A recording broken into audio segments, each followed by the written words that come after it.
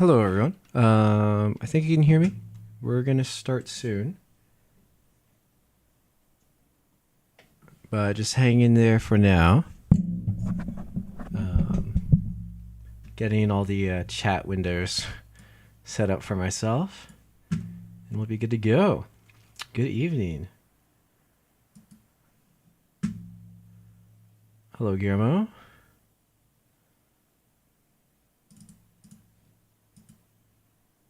Hello, Mark. Hello, hello.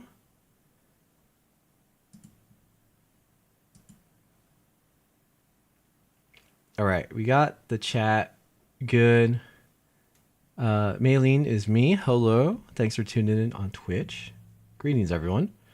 Hello on Instagram. And people on Instagram, maybe, okay, let me add like a, I'm gonna add like a text box to mention I'm streaming on YouTube, so I don't have to keep saying it every time. And then people know that if I'm not responding to them, it's because I'm responding to YouTube. But hey, everyone. Hello, hello, hello. Let me know how the audio is. Let me know if it's okay, and we'll get started real soon. Real soon.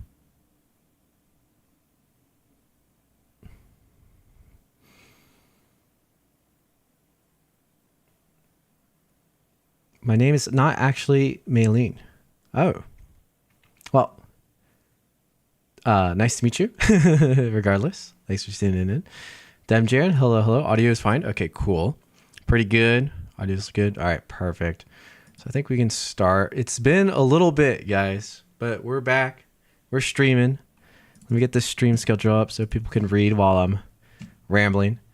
Did I even download the stream schedule? I don't think so. Let me do that. I think I made it. Yeah, it's been crazy recently, but we're still here.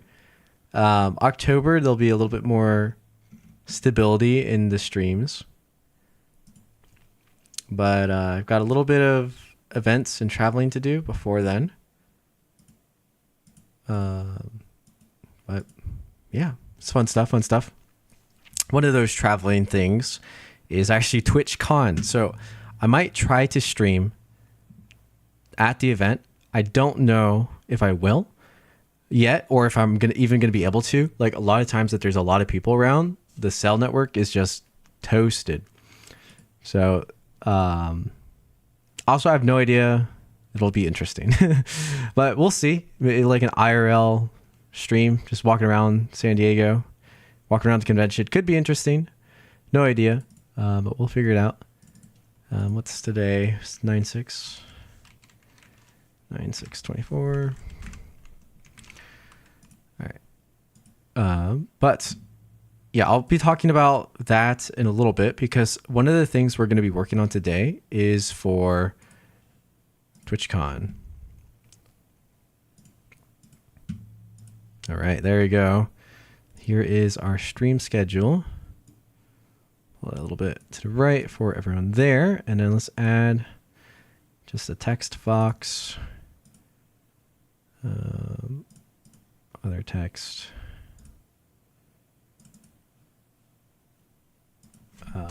streaming live on YouTube.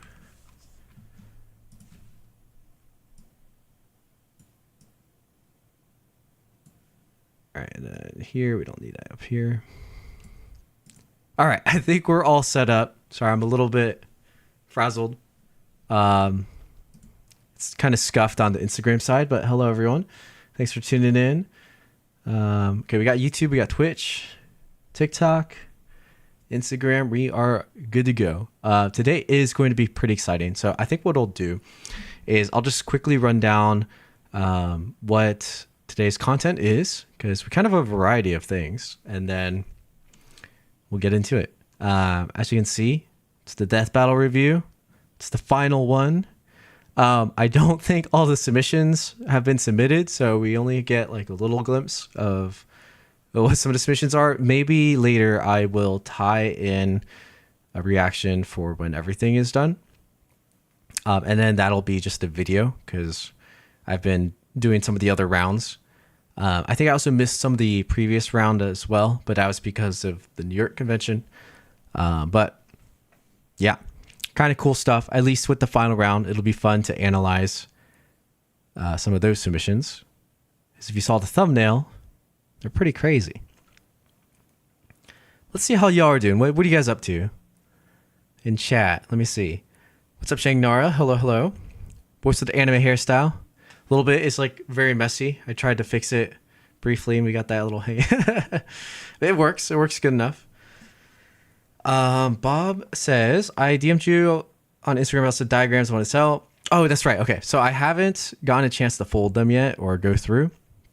I saw that, Bob. Yeah, my schedule's been pretty crazy. I will try to get back to you soon, but I think I let you know that they're pretty decent diagrams so far.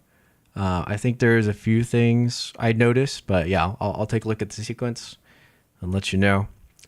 I'll try to do that soon. Might take me a few weeks, being honest, because it's my schedule's crazy, which you will learn more about soon when I talk about all the projects I'm trying to finish. But good job on those diagrams. Thank you for sending them to me. Toaster says, hello. I'm sorry I keep asking this, but I end up folding what I suggested. Fake head empty and head empty. Okay, just wanted to know what to fold next skill-wise. So Toaster, I think the most important thing when you're thinking about what to fold is not what I want you to fold. It's what you want to fold, right? So I know you're trying to ask, like, for the skill level, if you're able to do those things, what should you try? But if you're able to do those things, most origami should be open to you if it's on a tutorial or even a crease pattern, at least to try, maybe not to succeed fully. Just do something that you think is fun. And that's not too crazy. Like if you say, I want to do Ryujin, probably bad idea because you're putting 90 hours into something that you don't know is going to turn out well. And you probably won't want to be folding it after 10 hours. Yeah. And then you still have 80 hours to go. So, pick something fun that you want to fold. But yeah, it looks like you're doing pretty good. Kian says, it's me, mainly from Twitch. Oh, cool. Okay. So your name's Kian. You're just using a Twitch name. Or a different Twitch name. That's cool. Thank you for tuning in on both Twitch and YouTube. Hershey 2 says, Sally Maple hasn't posted yet. Yeah, exactly. So I'll cover that later. I don't know if that'll be live on stream or if that's something I can just very quickly do outside of it and make it seem like it's cohesive and then edit it together. But at least it won't be complete today. Today, we're just going to take a look at some of the submissions that are already there. Vincent, hello, I'm Quentin on Discord. Nice. Thank you for tuning in. Thank you. Take your time. Yes, yeah, sounds good, man. Very exciting. What's my YouTube channel? My YouTube channel is Origami by Voice. That's right. I feel like I don't have to add that, but maybe I should, just in case. Let me add that. For Instagram, because there actually might be people on Instagram who don't know me from YouTube. One of my videos recently popped off pretty hard on Instagram just because of how Instagram coded their algorithm. So there might be some new people from there tuning in. So yes, same handle. You can Google me. But yeah, come hang out on YouTube. I'll answer your questions like way more often just because Instagram's live streaming user interface is really bad. So it's really hard for me to keep reading the chat. But if you're on YouTube, I can scroll the chat and it's a lot easier. But welcome in. Thanks for tuning in. We're gonna do some cool origami. We are doing origami today. We're actually maybe not so much folding, but we're gonna be interacting with origami and designing. Should be pretty neat. Twitch says Honkai Star Rail. Is that for the new design or is it yes? Okay, so the new design is gonna be for Honkai Star Rail, not sponsored. It's actually related to TwitchCon. It's kind of a meme, so it's gonna be with some of the Honkai Star Rail streamers, and we're gonna be looking at the game for reference, as well as I'm just gonna show some of the previous characters I've done, because yeah, it's all related to that trip, which is in 14-ish days. That's not a lot of time, but we're going to try to finish it pretty quickly. This design hopefully will be less complex than Sam, which I did in like 7 days. So we can do it, right? How am I so good at flips and stuff? Thank you. A lot of practice. It's a lot of practice. If you find something you really like to do and you understand that you can teach it yourself, you can generally learn almost anything. How do I improve my ability of folding from diagrams? And where can I find some good diagrams? Good diagrams, books. I mean, if you just buy any recent published book and fold it cover to cover. Maybe a good one is like a convention book. And they're not too expensive. I know the Tantadons, that's probably the best. Those might be a little bit expensive, but if you get like a Origami USA convention book, which I think they have PDFs online for some of the older ones and fold cover to cover, folding diagrams, it's all practice, right? So the more you do, the more you get used to seeing the pictures. And then that's the short answer. The more correct answer is by knowing that, and then also knowing this key trick, you can improve your diagram understanding and learning. And that little trick is to realize that diagrams are only hard when you don't understand what's going on. So once you reach a step where you think you can't go on or you're completely lost, it's not so much that step is hard. It's more the fact that you aren't aware where that step is happening on the paper. And if you can find that out, so very gently open the paper maybe and try to draw the lines, the mountain valleys that it's showing, really trying to understand what's going on, then oftentimes the actual folding step is very easy. It's just a comprehension thing. And the more of those you solve, the more it collects in your brain like a library. And the next time you see it, it'll be really easy, and it could be on a different model. But yeah, you're kind of building that library of steps in your head that you're used to seeing and used to doing, and it gets a lot easier. Now, there's some outliers, like I would say Shuki Kato's diagrams. You can only improve on those by folding Shuki Kato stuff and knowing crease patterns, because his are a little unique. And it honestly, the diagrams make it harder than it actually seems, and that it actually is like folded. One example is Shuki Kato has been teaching at the Origami World Marathon for quite some time. I'm not sure if he's there this year, but at least the past few, we're able to fold a full Shuki Kato model live, and it is pretty difficult, but he goes quick, very, very quick. And to him, it's like super easy. And then at least once you're able to see it, like generally the fold structure isn't that hard, even if it's something like a close sync. It's very easy if you know where it's going.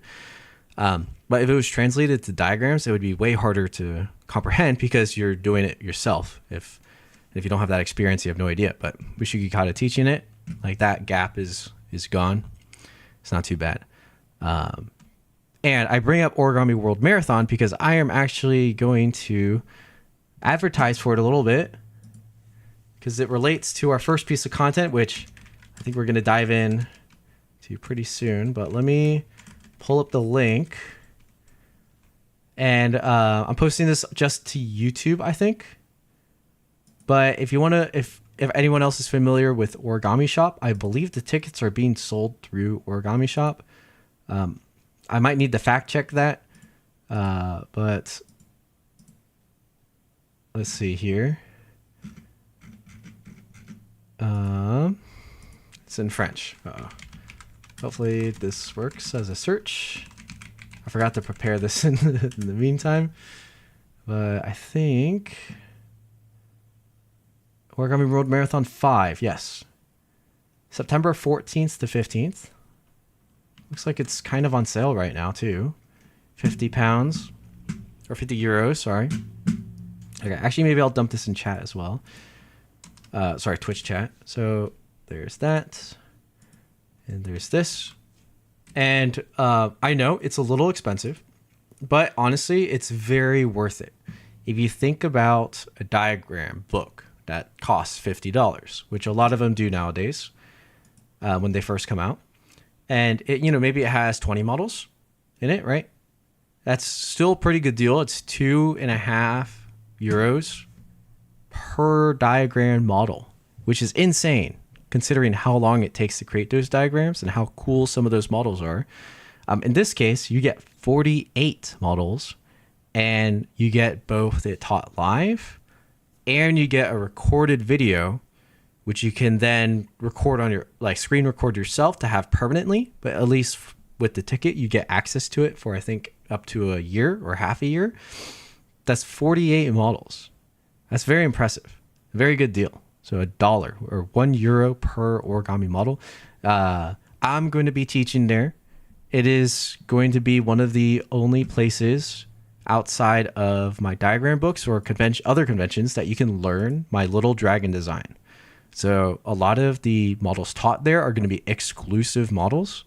And in this case, the one I'm teaching is very exclusive. So if any of you missed the live teaching, which was the only other time I think it was taught was in San Francisco last year. So yeah, that's pretty exclusive, right? If this is up your alley and you can afford it, definitely check it out. I think it's very worth it, and it's a fun event. It's very unique. So true good advice. Thank you. Okay, sorry. A little side tangent, but plugging Origami World Marathon, because shout out to World Marathon for supporting creators. They pay to people who teach. That's very rare as well. So the thought process behind this event is very positive, really supporting origami creators. And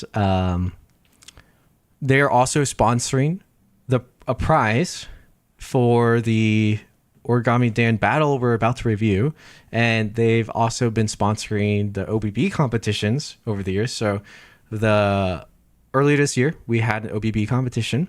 It was very big, and the winner will receive a free ticket, as well as the winner for this death battle, which we're about to see one of the two submissions, will also receive a free ticket to the event, which is super exciting. So shout out to Origami World Marathon. Absolutely amazing event, and thank you for sponsoring those prizes. But that's a lot of me. Let's go jump over here and talk about that death battle. So we actually have two things to go over on Discord. One is going to be the members review. We only have one this time around, so it won't take too long. So maybe I'll do that really quick, and then we'll jump into reviewing the death battle stuff, which will take a little bit longer. Then we are going to, here's a stream schedule. Then we're going to try to design new design very quickly, and that new design is from Honkai Star Rail. I'll give a little teaser as to what exactly we're doing, and it is this one. There we go. Oh, okay. So again, this design, it's kind of a joke. Oh, and it is not scaled for Instagram. And I'll explain why it's kind of a joke when we get there. But it's a little teaser as to what we're designing or who we're designing. And then finally, we're doing some complex origami packaging. And this is if we have time. And this is kind of exciting because what is this for? This is also related to those diagrams I mentioned, which I don't have on me. Actually, I'm trying to think. I'm wondering if I can even leak some of this. Okay, I can't leak all of it yet until it's like set in stone. But there is a certain place. I can be generic. So there's a certain place that wants to sell my diagrams in person. It's a store, and once things are set in stone, I will for sure be plugging where that store is, because if you live in that area, you can go get yourself a diagram in person. Now, not only are they buying a bunch of my diagrams to sell, they are also setting up a display case for me to display some models on consignment. And so if you guys don't know what consignment is, it's basically the models are on display, and if they happen to sell, then the host, which is that store, will take a cut of the profit or of the sale, and then I'll get the rest of it. So it's kind of like a two-way relationship where I'm providing the product to display, there facilitating the audience and the transaction, and we share, the proceeds. So very cool, very exciting. It's a good deal for me to be able to send my origami abroad and find places that have the audience for people who will purchase the origami.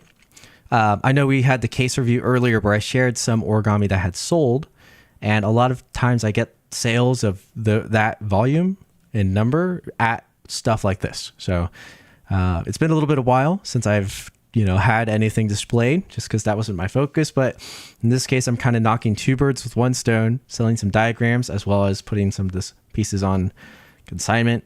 Here we have Samurai version 4. That's going up. I think this one is really well folded. So, it's not the square twist Samurai. I need to hang on to that guy for the tutorial. So I can't sell him yet. But this is probably the best version 4 Samurai folded. And as you can see, I made a nice custom display for it. Very solid. And I'll be working on the packaging for that because I think it's interesting how to package these very well when you're sending it to like a gallery where you want it to be the easiest experience possible. And if they sell it, it's going to be very easy for them to put it in a box. No mess, no scraps. It helps with the value, helps with selling things, and just overall good experience. Keep the model safe. So that should be pretty fun. But we'll get to that at the end if we have time. I'm not just selling or sending the Samurai. I'm also sending the DPAs. So they're back there. I'm going to miss them a little bit, but it's about time. Get them abroad, sell them too, hopefully. But that's our plan for today. Let's go on and jump into review. Let me read chat a little bit and we'll get to it. We'll get to it slowly, but there's no rush. I'm hanging out with y'all. Let's see. There's no skill level in origami as long as it's not a big jump. Yeah, generally that's in relation to diagrams. Channel on Twitch is the same. Yeah, channel on Twitch is the same. I just am doing both platforms to like engage in case people want. You never know on Twitch. Sometimes random people will raid you. I think my biggest viewership was once years ago. Someone raided me with like 400 viewers. So I had that much at a time. It was kind of an average of like 300, but that was fun. So just, being active on the platform as I can. Let's see. My next model is Ryujin. Shingnara to improve from diagrams. Just go for it. Yep. Very true. It's practice. Big Crease pattern photo diagram collection Origami Dan Discord. That is very true too. Any Indians here? There's probably quite a few. I think the time zone is pretty optimal for India. Saturday in the morning right now. Anyone see Satoshi Kamiya's Griffin or Harpy or the mushroom in class at the Tantedon? Unfortunately, I did not go to Tantedon this year, but I really like the mushroom. It's very cute. Death Battle is actually it's life in battle. That's true. Jared will be there. Yes, Jared will be there too. In-store diagrams. Yes, very exciting. Samurai's the best. I can't get over folding it. Thank you. I'm excited. The tutorial is coming soon, guys. Square Twist Samurai tutorial coming in October. So it's basically like I'm traveling. So like next week is the Origami World Marathon. The week after that, I'm traveling for TwitchCon. The week after that, I'm doing another weekend talk at something. I need to check if I can advertise that or like, I don't exactly know how people can watch that. It's online. I'll figure that out. And then after that, I get a little bit of a break for October. And then the next trip I think will be Origami. So that's in Boston, the Origami MIT convention. I'm trying to travel to that. And then that should be my last piece of travel besides like traveling for the holidays with family, Thanksgiving and stuff. But things should cool down. They should chill out and I can just like exist in one or two places at a time and stream and make content, make the tutorials. I can focus and we'll get some cool origami and projects done. That'll be super exciting. But Until then, hang in there with me. September's still a bit busy. August was crazier. So like, even though I have something every weekend this month, at least it's a little chill. A little more chill. Como, super excited. Okay, you know what I'm mentioning. Super exciting. I got admission to a new school by telling I do origami. Nice. That is smart. I think if you can explain origami, especially as something that you're crafting and learning, and the learning process behind it, it's a very valuable skill. I think that schools will like. They're like, oh yeah, this guy loves to learn. Faraz says hi, hello. We're gonna check out some of your folds in this death battle review. Why do people use MC instead of glue? Don't they do the same thing? No, they do very different things. Glue sticks two things together. Methylcellulose stiffens something that doesn't, changes its memory is how I phrase it. So you don't have to stick it to anything. You can just get it wet, sculpt it, let it dry, and it holds in place. Whereas glue generally needs to be attached. It's one layer of paper attaching to the other and creating strength in that bond. So it's two very different things. You could use them interchangeably. You probably won't notice it with your first few uses, but there are some things that methylcellulose can do that glue can't do. And there's some things that glue can do that methylcellulose can't do. So very different. Hi, Steve. What's up, Steve? Okay, let's take a look at Steve's submission here, and we'll go on. Oh yeah, also MC you can undo. Great point, Shangnara. How do we join the Discord? Kian, if you're over the age of 13, then you can join. There'll be a Discord link. Maybe Mark, you can drop the Origami Darren Discord link in the chat. We'll go from there. But we have one submission from Steve. So this is a fish that Steve is designing. So Steve is a OBB member, a YouTube member. Thank you, Steve, for supporting the channel. And here we get to take a look at what Steve's been working on. So he's kindly sharing the crease pattern he's working with, which is very cool. Looks like it starts off in a blintz, and we can use some 22.5 structures. So you might think this is kind of like a bird base, but it's not quite. This is more of like the rabbit ear stretched structure to create these flaps, I think. And then there's some different arrangements to get the tail shaped as well as get the dorsal fin. So very nice. I think if I remember, last month we were working on some structures. So here he was showing structures on how he designed the owl. And I feel like maybe it wasn't in this, but I think you were working on a different type of fish, but you were missing the dorsal fin. But now you have it. So this is looking really good. I like the process. With this fish, like you can even shape it. Like I feel like this can turn into many types of fish. Let me get my drawing tool, right? So like even with here, like even if you like shaped it down, like now it looks almost like a goldfish shape. And that's super cool. You can add like you can add the frills here. Like a lot of people just make the fins all textured, and there's enough space here to do that. A lot of fun options to try. Looks like here we have a seam, or not a seam, a hinge.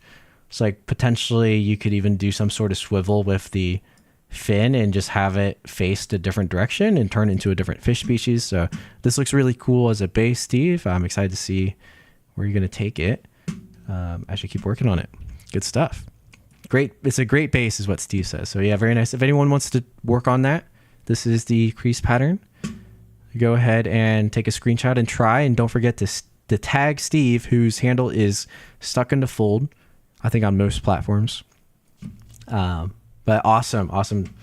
Thank you, Steve. I think you have some more stuff here. Yeah, exactly as I was describing. This is the one without the dorsal fin, and Steve was visualizing, what to do to create that, and then there you go. Created it. So here's a little 360. Oh, this is really cool. Yeah, look at that. Action model, ? Great stuff. Okay, so now let's move on to Origami Dan. Normally we check out some of the crazy folds that have been done in Starboard, but I think for today we're just going to review. I'll do a quick scroll. I really like this. Kimuro life-size traffic cone with a bunch of little traffic cones. Like a very cool fish. Love that. Plant's been killing it. This is T-Rex with a witch hat. It's crazy scaled dragon.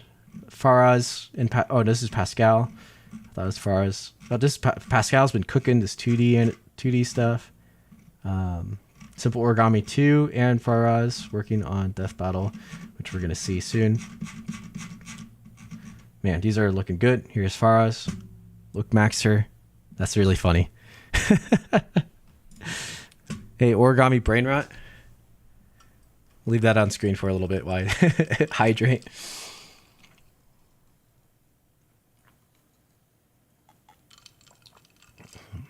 Yeah, Kian, just check the rules. If you're not 13, I recommend just waiting. We've had someone recently permabanned from the server because they kept joining and they were very obviously not age 13 yet from how they acted.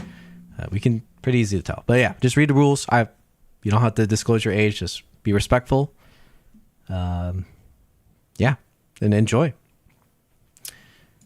This is really cool. Moltene Cicada. Whose is this? Kimiro. Okay. I was like, this looks like a Kimiro, but it could have been someone else. Awesome. Walking into rain. I see a lot of people learning crease patterns to fold this model. It's a very nice model. Here's Faraz, double kitten or double cat. We got a mama and a kitten. Which okay, let's just jump to Death Battle because that's a Death Battle submission. Let's start with that one actually. This is amazing. So Faraz is against Silver Paper for 3rd place in the Death Battle. It's Silver Paper versus Faraz. We'll look at Faraz's first, and the topic is cute. And you guys know I like cute origami. I'm a little bit biased towards folds that are cute over folds that are complex, even sometimes. So I think this very much satisfies it. There is great strategy picking a subject that people generally accept as cute, which is cats. And you got the mama cat and a kitten. So you got like maternal stuff going, just that sense of cozy. Works really, really well. And then it's extremely impressive to do this color change, to do 2 figures with the 2 color change by just having them inverted. So a white and black kitten and a black and white mom. Really creative, really, really creative. I absolutely love it for us. In terms of like this is just so big brain to put together a subject like this and to execute it in a cute manner. Really, really enjoyable. I think this submission is going to go very well for you in your battle.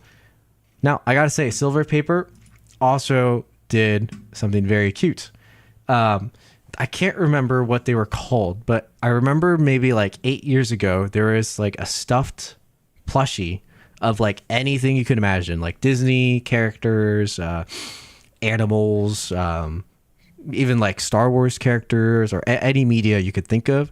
And they were confined to this sort of form factor that Silver Paper has done. So this is specifically a bug cat, Kapu. It's a violent and cute kitty who likes to abuse dog. Okay, so I have no idea what the actual reference for this is, but regardless of it, it's a cat. Again, automatically kind of into cute, realm. And then just the shape is very cute. Very rounded, a little bit cartoonish. Does it have 4 legs? I'm not too sure. Or 6 legs. But the stripes, so you got the color change. So there's a technical aspect and a cute aspect. I think it works perfectly well. I think anyone looking at this can notice that Silver Paper was going for cute. So I like both these submissions. I think this is a fantastic battle. The Battle of Cute. If anyone is familiar, there's a quote from an anime that the power of cuteness is the strongest force in the universe or something like that. If you guys know what anime that's from, you can try to guess below. Yeah. Is that not true? No. All right. And here is the kicker. So we don't have Maple Syrup's submission yet, which is very unfortunate because Maple Syrup has produced some absolutely insane folds, designs, both okay, maybe less so in the technical aspect, but certainly in the structural. So just like there is the Kirigami Leng. And conceptually is what I wanted to say. So Kirigami's Leng, it's like absolutely insane, but even so, the part of Leng was very well done. There is the folding the Ryujin. That one, it was kind of a bit of a mess, but because of how complex it was structurally and conceptually, that won out that battle easily and was like really crazy. I mean, even just to attempt that concept is ridiculous, and it's working really well. And then we have on the opposite side, we have Anise, who's using his extreme style choices when creating both the subjects and in terms of finishing off the shaping. Very unique to Anise. You look at it, you know it's him that made it, and this one is no exception. So this is Jack and the Beanstalk with the topic of fairy tales. Very cool topic. Scene is an open book where the story comes to life. The giant standing next to one of the towers of his castle, chasing Jack, who's hiding behind a beanstalk, holding a hen that lays a golden egg in his hands. Anise went and made a whole storybook. Literally, he made the book too. Like, crazy. I think in this case, Anise looked at what maple syrup was doing, saw the brilliance and crazy structures, and was like, I can do that too and still make it my own. There you go. Or the camera's this way. This is nuts, man. This is actually crazy. To just do like a tower, the giant and Jack would have been already enough, but to have it in the storybook to match fairy tale, man, that's some, next level thinking, next level strategy. And in this case, Anise executed it, I'd say, pretty well. You can see a giant, which is very obvious, giant head with a really large hand, doesn't need the body. It tells what it is. There's a tower, very obviously a tower. We got brick textures. We got a little flag. And we got the smaller figure, Jack, sitting on the beanstalk, which that might be the only thing that you would need some prompting to understand that it's a beanstalk. But you zoom in closer, you see the chicken or the hen. Like, that's crazy. It's visually a linear progression as well, even though it's a book. Works. Oh my goodness. I've never seen anything quite like this before. But I opened up in, Discord, saw this. I was like, oh my goodness. Anise going real hard. This is so cool. Yeah, I so agree. This is unbelievably cool. All right, sorry, I missed chat for a little bit. Let's see. Gavin, hello, Gavin. Faraz's model's too good. Yeah, Faraz made such an amazing model. Beautifully balanced. Steve says, you know how much confidence points one gets for folding that? Must have felt good coming back to that model after creating it the next morning. Nice. Got into the Discord. Nice. Enjoy. Keep models more relatable to people. True. When will you do part 1 of this Square to a Samurai? October.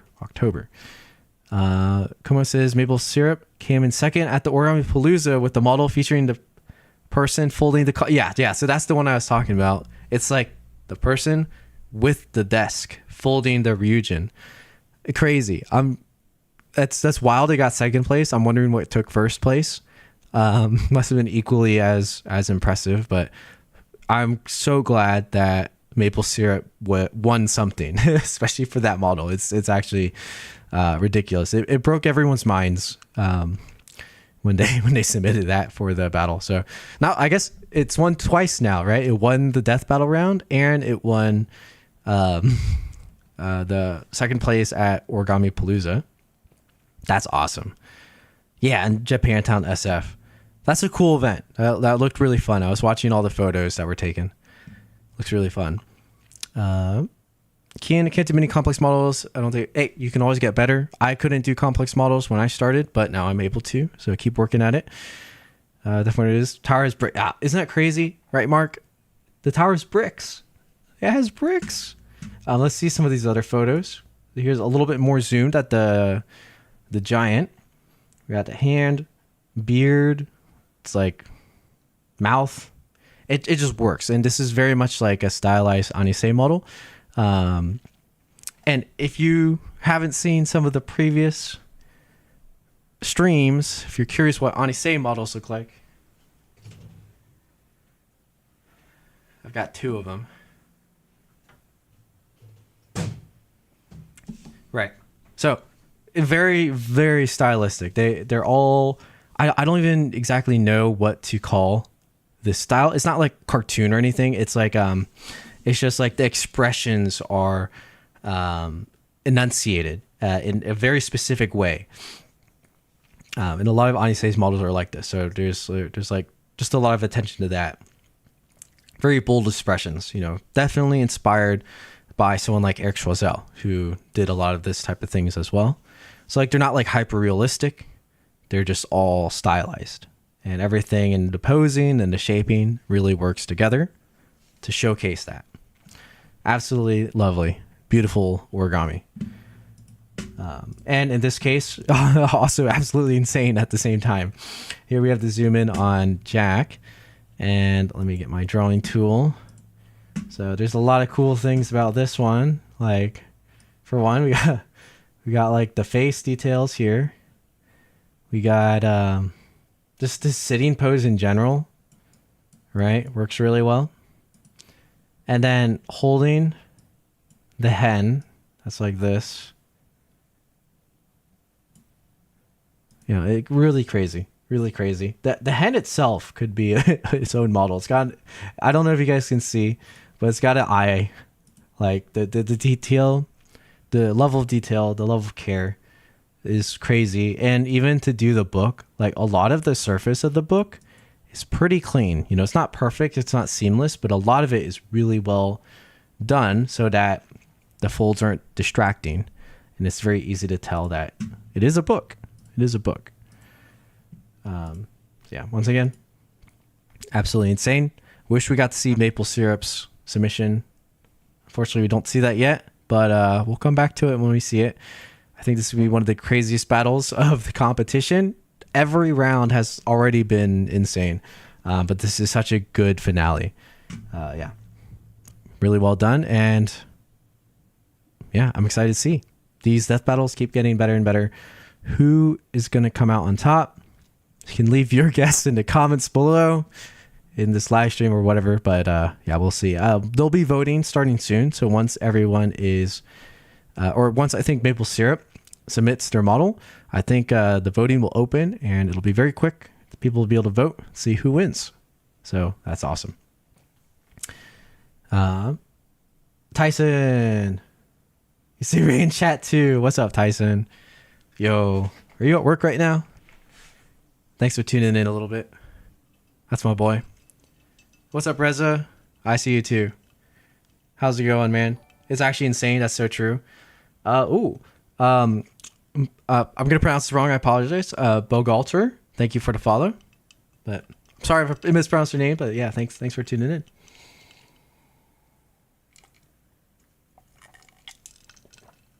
Yeah, that's on Twitch. I'm live on Twitch and YouTube at the moment.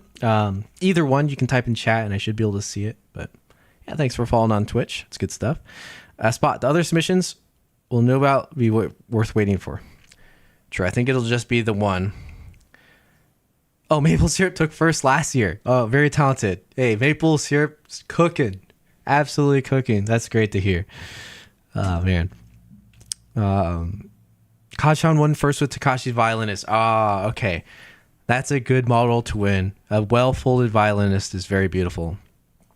Oh, another follow. Hello. Hello, Iman. Thank you for the follow as well. From Bogota, Colombia. Hey, shout out to Colombia. Thank you. Welcome in. Yeah, we were just, I don't know how long we were here, but we were just going over the death battle, which is a competition between origami designers. And this is the final round. So this was the battle for third place. And this is battle for first and second place. Some really stellar models. But feel free, if you have any questions that are origami related, I will do my best to answer. Oh, and you're Quentin from Discord. Hello, Iman. Well, thank you. Thanks for watching on both Twitch and YouTube. Good stuff. And Tyson says he's at work. Nice. Watching at work. I approve. I approve. Kian, my submission on Discord won't be complex or anything. Might be, hey, don't look down on yourself, man. Just keep working at it. No worries. We're all beginners at one point. So just have fun. How does Anise put his origami inside the box, like shipping his model? So that's a good question, actually. It's a little bit different than what I've started doing. But basically, the box is surrounding, and then there's a lot of packed paper that fills in the gaps so that the model doesn't move when it's shipping. So that's one way to do it. It's hard to like put it back, basically. So after you take it out, you don't really use the box anymore. So my approach, which is what a later part of the stream will be, is making a box like this that makes it a lot easier to put models back because it's form fitted in the base. So this obviously isn't for these models. They're a little too tall, but you can imagine if it was customized for the base, it would be able to be protected in there. Now this one was for the box head, so it didn't need any extra spacing, but like this one was a bit more complicated. This one is for Firefly Sam, and right, there's more area that's attached to make it more stable, even on the front. So something like this is probably what I'm going to have to make for the Samurai. And it keeps it nice and safe and very easy to put back in the box.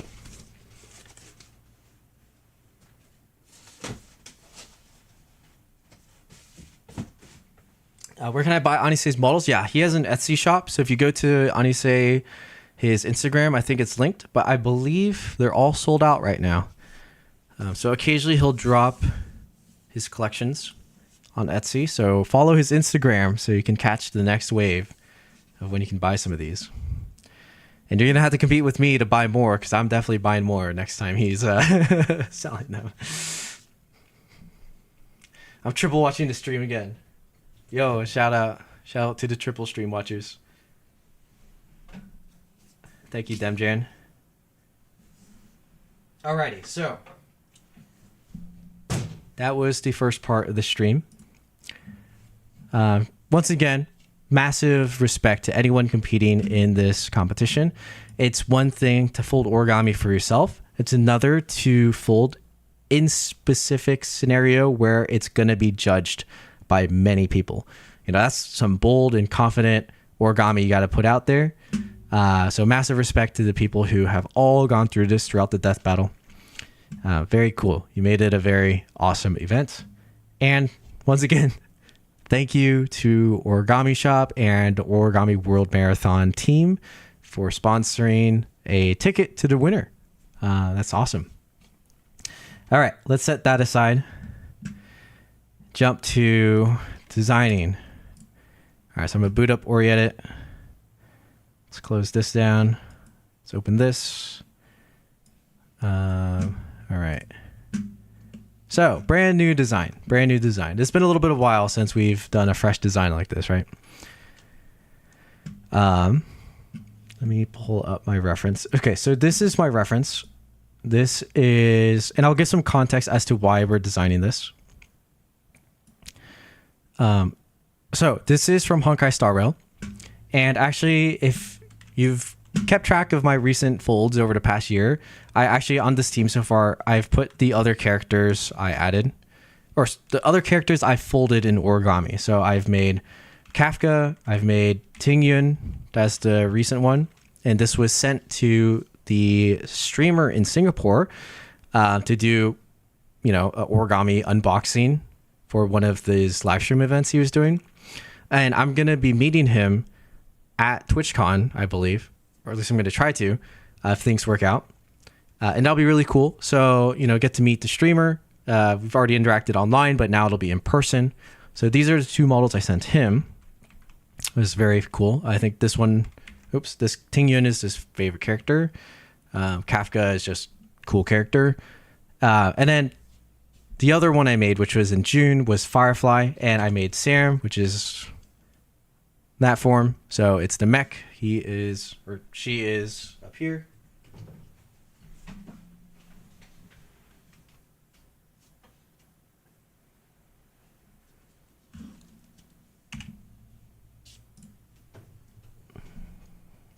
Right, and this game won the Gamescom Mobile Game of the Year last year, so that's kind of why I started picking up. The popularity was increasing. I thought the characters would be very cool to design from Origami. Also, one of my favorite origami designers, Obelisk, or Chen Chao, had been designing from this game company for a while, so I may or may not have been a little inspired by that as well. But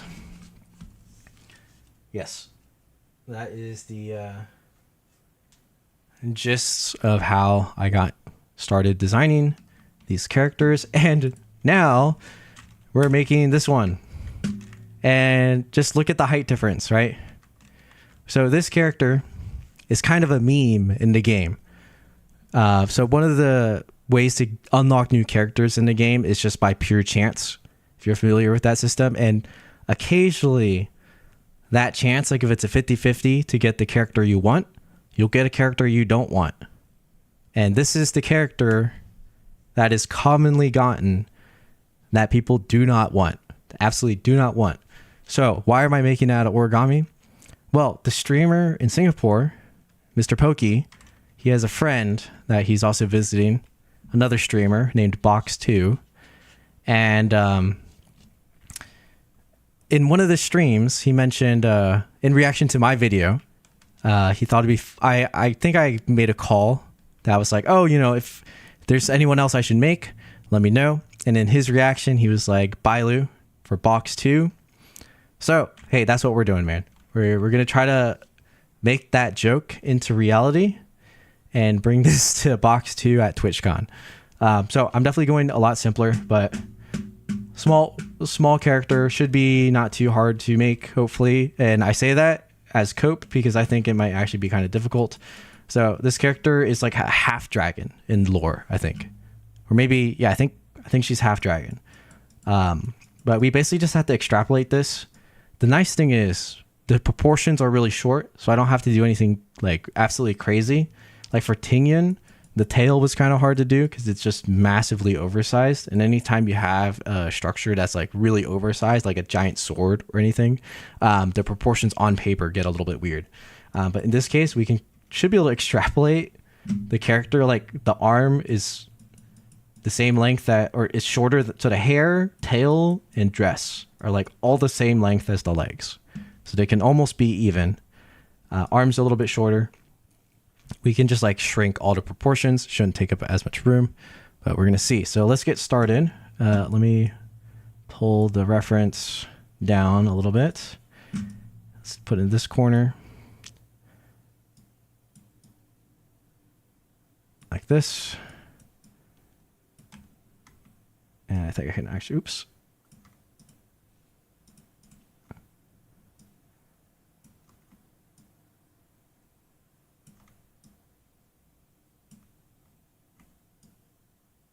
All right, so Bailu, that's her name, Bailu. Absolute meme. We're gonna try working with this. Let me do that. Orient it, let's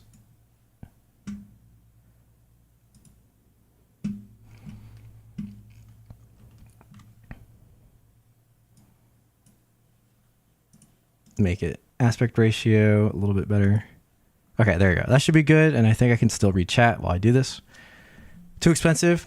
What's up, boy? That was in relation to Anise's model. I think it's actually a steal. Anise sells them for about 96 euros. That's crazy cheap comparing them if you're buying a piece of art, which they are. But to each their own. Thank you, Mark, for plugging my website for Kian.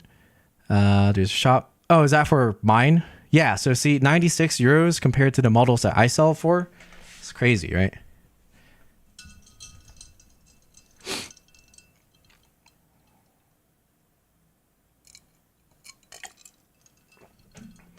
Who are my friends in origami and who would I love to meet? Okay, so I've met a lot of people. I've met a lot of my friends.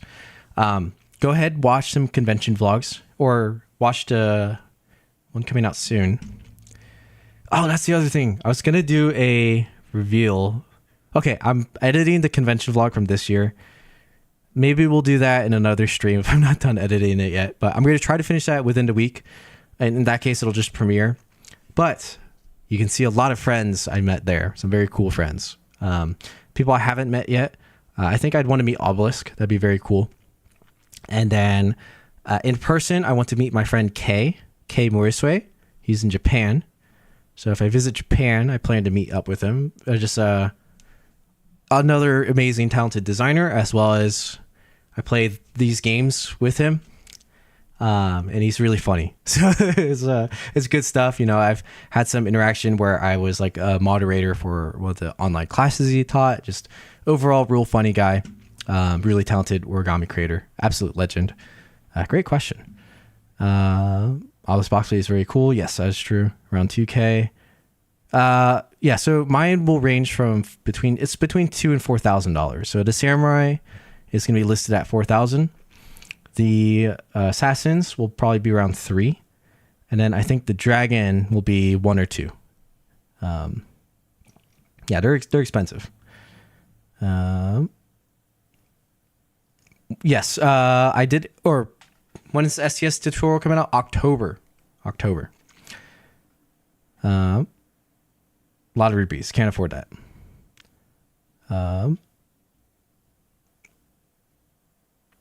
Kind of want to make a Ryujin 3.5. Be careful. Stay safe. That's not an easy one. What's up, boys? How you doing? What's up, Vishwajit? Good to see you. Good to see you. I hope you're doing well, too. I'm glad you can join the stream. I am really busy, but we're doing good. So we did some review. This is currently a project that's like I have to get done in 14 days. So hopefully we can do that. But yeah, overall doing pretty good. Okay, so let's start actually with, I think it'll be around a 32 grid. The first thing I'm going to do is draw the stick figure.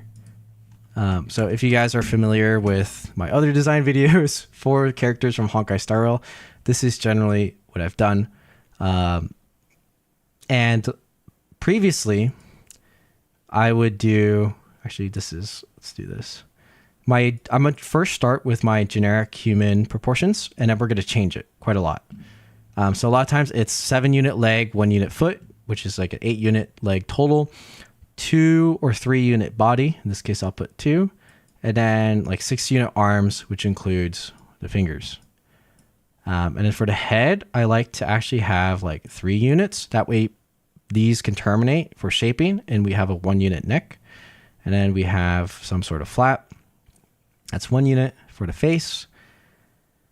Now, for Bailu, she is a dragon. So she also has, that's her face. She also has 2 little dragon horns like this. And then, if I turn her around, she's got braids, really long braids.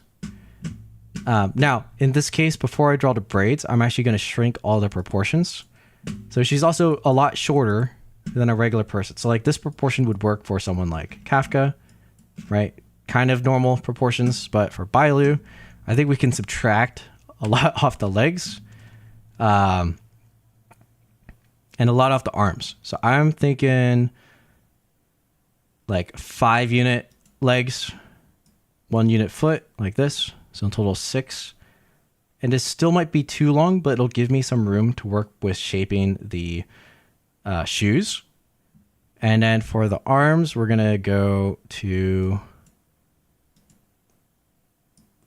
I'm worried about going too short still, but we'll try 4, 5, we'll do 4 unit. So 3 unit arm with like 1 unit hand, like this. And I think that's a fair start. There's a chance we go even smaller, but I'm going to start with this and see if we can pack that into a crease pattern. It should work out okay. Let's see. Really love the Origami Gundam in Instagram. True. That's super cool. I plan to do something similar soon. I've been studying some Gundam makers and mechs and stuff, so that should be fun. Let's see here. 500 a day, and that's like 6 USD a day for an AC room. Okay. Oh, rent. Her sleeves will be a problem. If you go to Japan, go to Origami House. Origami House, a lot of books. Katsuda Kyohei and Satoshi. Yeah, I've met Satoshi. He was in my vlog in 2019, I think. A little bit. Cool dude. I was a little shy. He was a little shy, but if we go to Japan, I'll meet him again. I kind of want to meet him not in Origami House. I heard that when they're at Origami House, they have to they're busy because they're working. But maybe in a smaller space, that'd be fun to hang out. I think I would need to learn more Japanese for that, but I do know Katsuda Kyohei. He lived in America for a little bit, so he speaks good English, and Satoshi also speaks good English.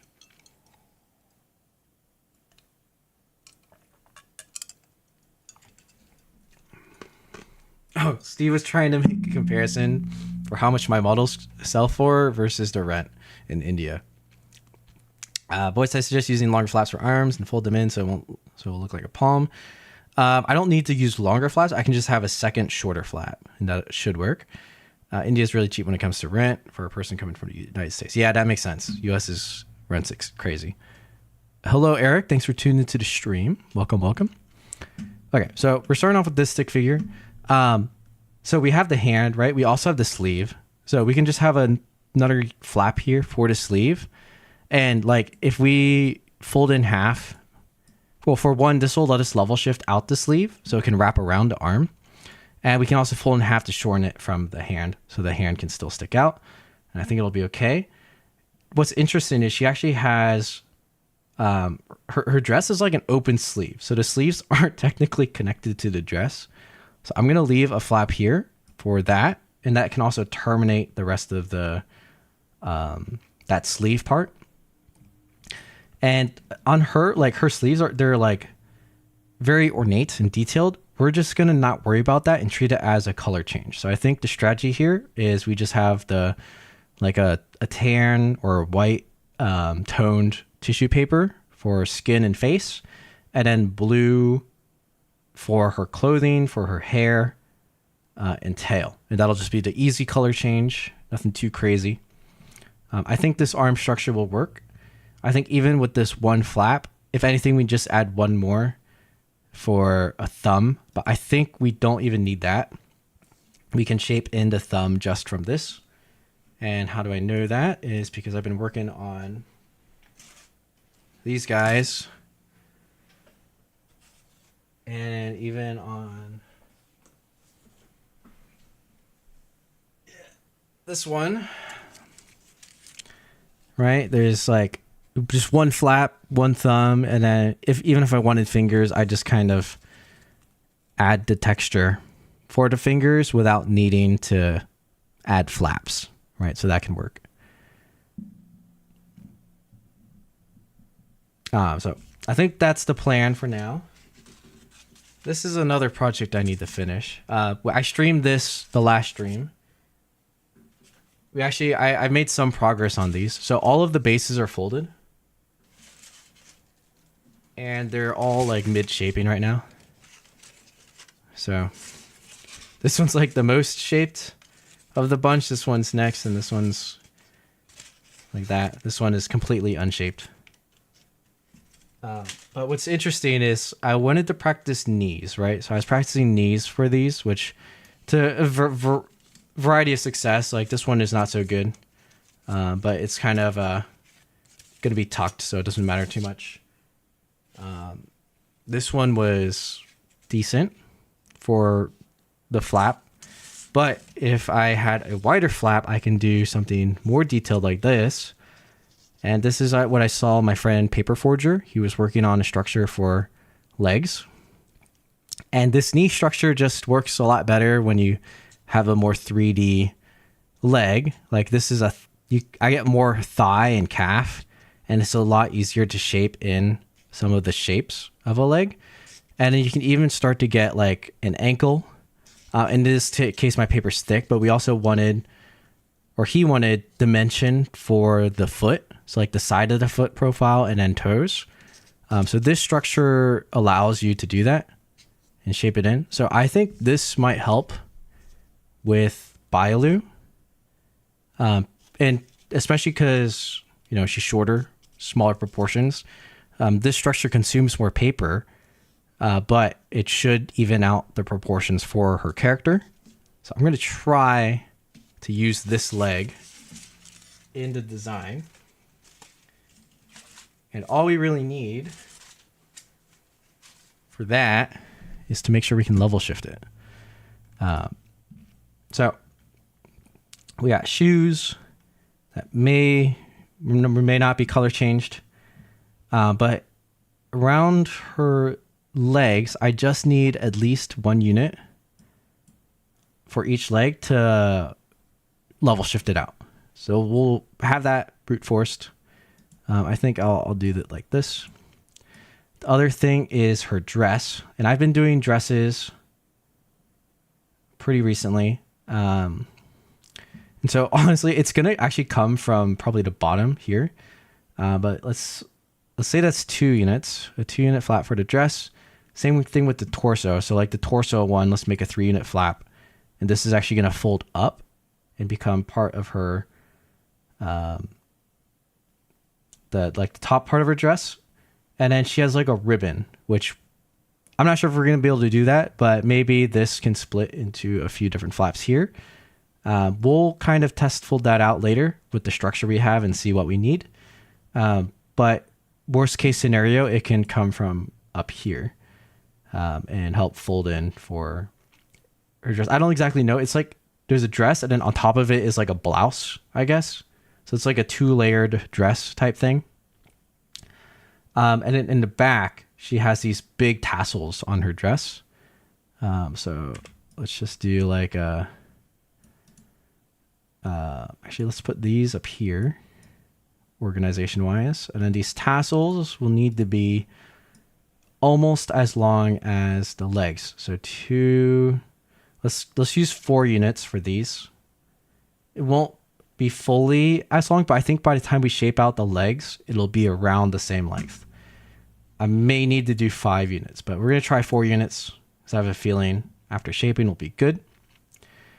Okay, so now all we have left is her hair and her tail. Okay, tail is going to be interesting. Let's do the tail. So the thing about her tail is it's scaled. Do I want to do scales? I don't know. I don't think so. We can't see. Oh, wow. There we go. Sorry about that, guys. This is the updated stick figure I was talking about. My bad. Thank you, Steve. My plan is the same so I can meet Boyce and other origami friends. Oh, that'd be so fun. Make a longer flap for the hair, for the head. Hexplate scales for the win. Added to the tail, right? So the tail is at least, let's say the tail is like 5 units. 2, 4, 5. Let's go 6, just to be safe. And then like it has some frills on it. Or it's, I don't know what that is. It's like a hair tie, but for a tail. But we'll have a flap there just for shaping. I think if it's not there, people won't really notice so long as the tail looks like a tail. We'll think more on what to actually do with that once we get to the actual crease pattern. And then for her head, so we have the horns, right? So face, the horns. I want at least probably one more or one more on each side for the side parts of her hair. And then her long twin tails, which will probably be 4 units. So let's do this, and then to do the little braid, actually, let's go longer. So 2, 4, 5, 2, 4, 5. Something like this. Some stuff on the tail might be hair. Look at the hair ornament. Yeah, that's what I was talking about, the ornament. Like, it's like fur, maybe. And then there's an ornament. So we'll leave flaps there. It'll either be the ornament or something else. Okay, so this is our rough packing or rough stick figure. Interesting. So ideally, I would want the I'm trying to think. The tail might actually be the longest flap. And I'm wondering if it's better to be in the middle of a paper, on the edge of a paper, or in a corner. So generally you want the longest thing in a corner, but that's for efficiency. The thing with the tail, because it has texture, we don't need to be super efficient in that flap. It can be a thick flap and I can shape it. I haven't seen so many models with tails before. Yeah, it's definitely like a weird, not weird, but a different kind of character to try. I think it's pretty thick. True. I still don't think I understand this app. Fur. I really want to make my own origami like the 10th Doctor from Doctor Who, but don't know how to stick figure stuff work into crease patterns. Well, you can watch my crease pattern class to know how to fold crease patterns, and watch a plant psychologist class to understand how to do these stick figures. But a lot of it is practice and intuition. So like I am very much mimicking what I see from the character and then mapping it to what I know in terms of origami structure. So like, at least for now, like people might not know where to start, but I at least can start from a corner here. So 2, 4, 2, 4, 6. This is like one leg, right? So this is the one leg flap. Then we have, I'm trying to think of the order. We have the 4 unit flap here, 2, 4, 2, 4. That's for her dress, the back of the dress. And then we have the 1 unit flap that lets us level shift it, which we actually need here. This is for the level shifter, or the level. Oh, I can do it this way too. This might color change our legs, which we don't want to do, I think. Okay, let's keep it this way for now. 2, 4. And then we have 2, 3. So 3. And this is for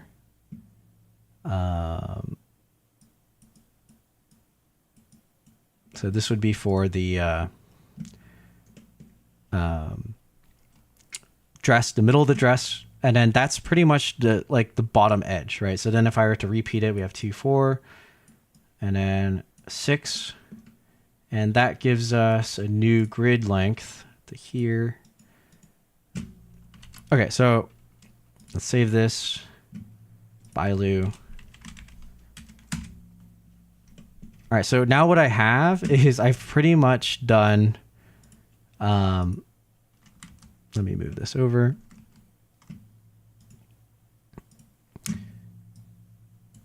Like this section is now represented here.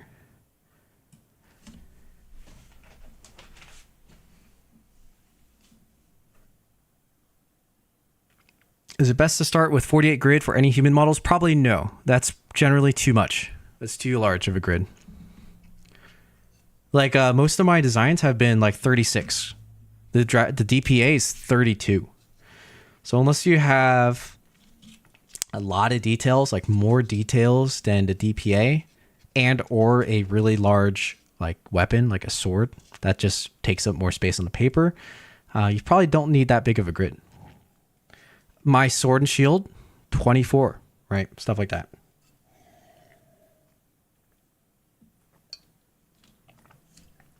I mean, even the longswordsman I did, right? It's a 28 grid. And this has decent amount of details. And a big sword. So, and a fully closed, right? 28 grid. So definitely 48 is way too big.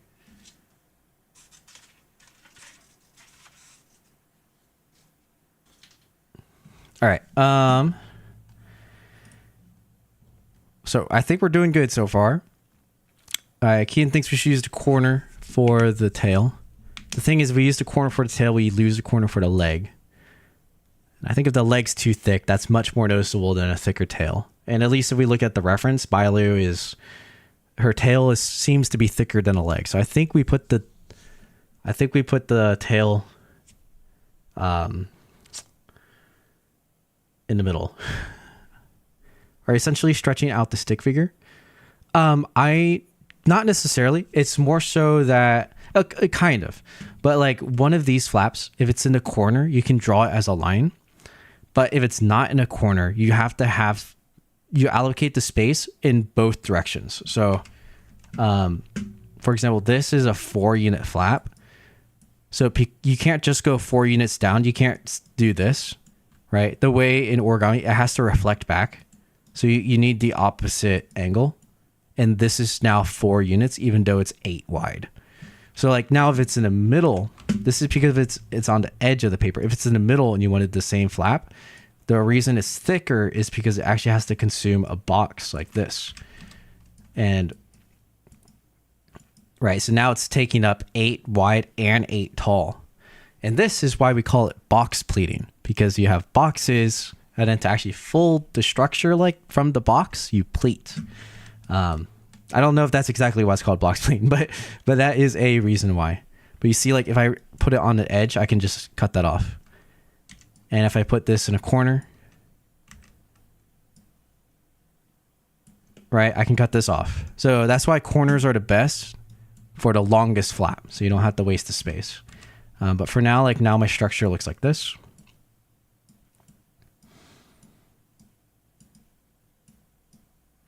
And let me see what grid size this is.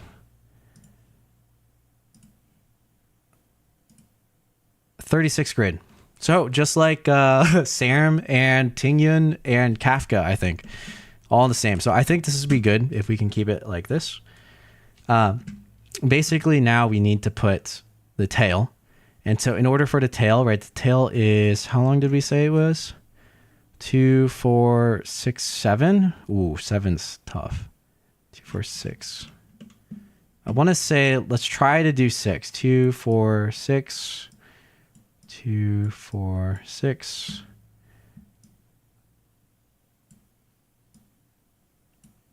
And then if we want the detail, oops.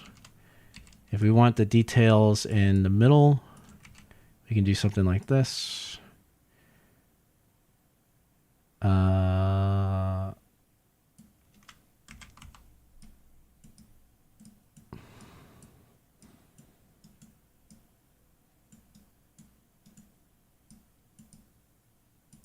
So this gives the fur at the tip of the tail, and it's now like this.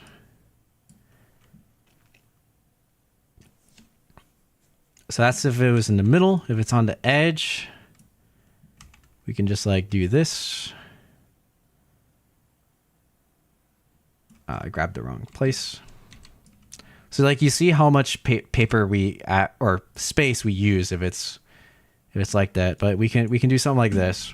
And I need to get rid of this. I think yeah.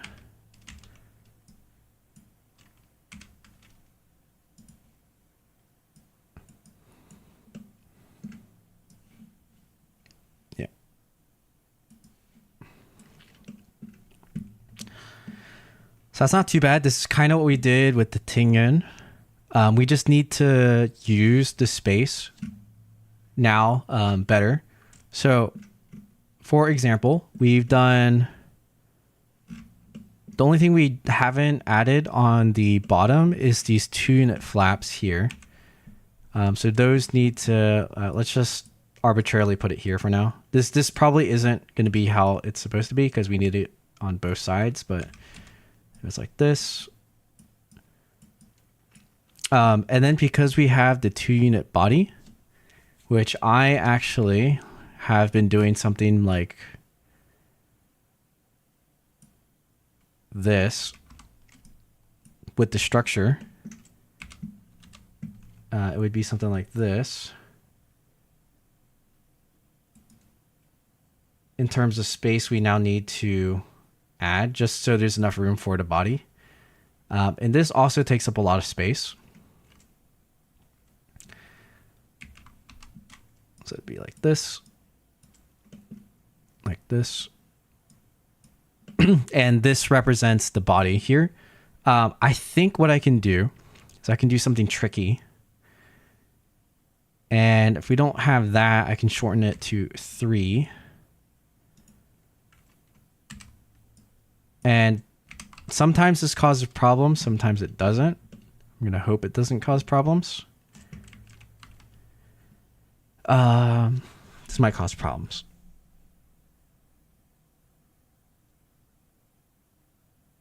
You know, it might be better to just leave it at 4. We spend some more space, but we avoid a problem. So one problem is if I were to make this an odd number, sometimes the mountain valleys can get really wonky. So we're just going to not do that. Okay. So now that we're here, though, we want that 2-unit flap for the dress. I'm trying to wonder where to put that, where it makes sense. I think what I can do is instead of 2 units,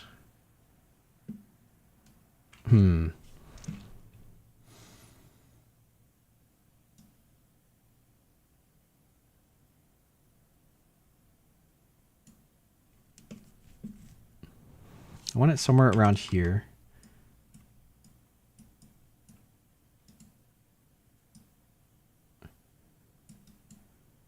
I was like, if I make it 3, I can invert it. But I don't think I need to invert it. It's just for this part of the dress. I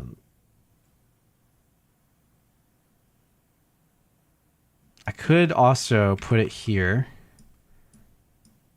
But like, there's not enough space. But this might be okay. This might be okay, actually.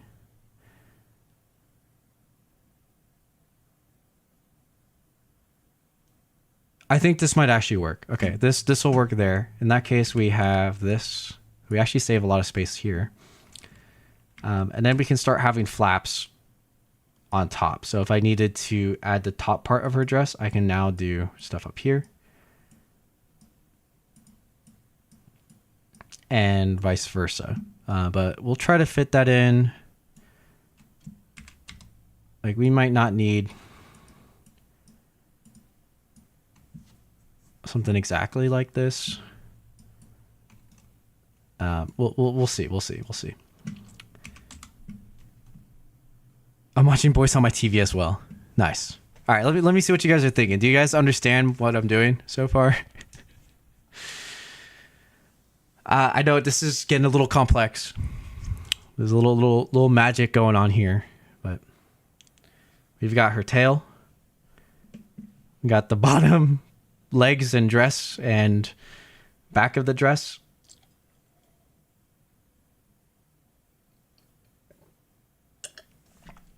I just realized a problem. I forgot to add this, which bumps our grid to 38, not... Okay, this might actually be a problem. If it's 38, we have a color change that we might not want. Oh, wait, this might actually work. No, but I want to... Ooh, this is tough. 38 divided by 2 is 17, is that right? Or 19.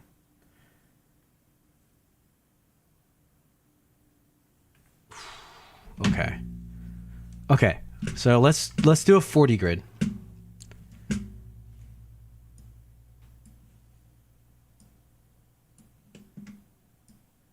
This is a bigger grid than I wanted to go, but it's going to solve some problems. And it'll give us some extra space. Should be okay.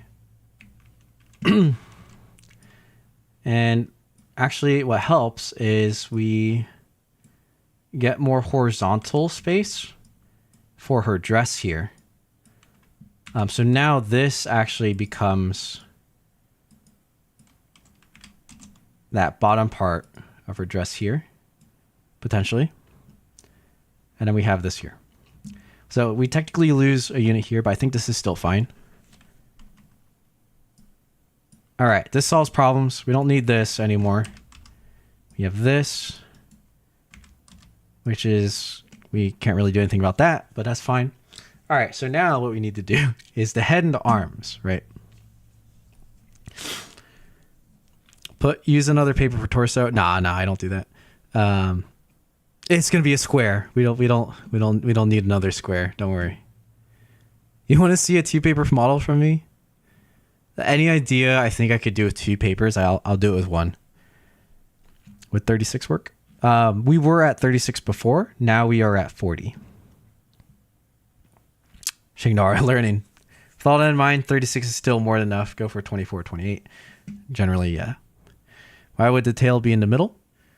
Tail is... So having it on the edge here allows me to have a more uniform structure for the legs, which means I can shape the legs a little better. And that's more front facing as well as the torso. The tail will just be on the side. So this is actually the same as the Tingyun. So if I open the Tingyun crease pattern, her Tingyun's tail is here. Now the complex thing with Tingyun is her dress had a long thing next to the tail. So I had to put that's why it's not on the edge here. I had to use a full flap.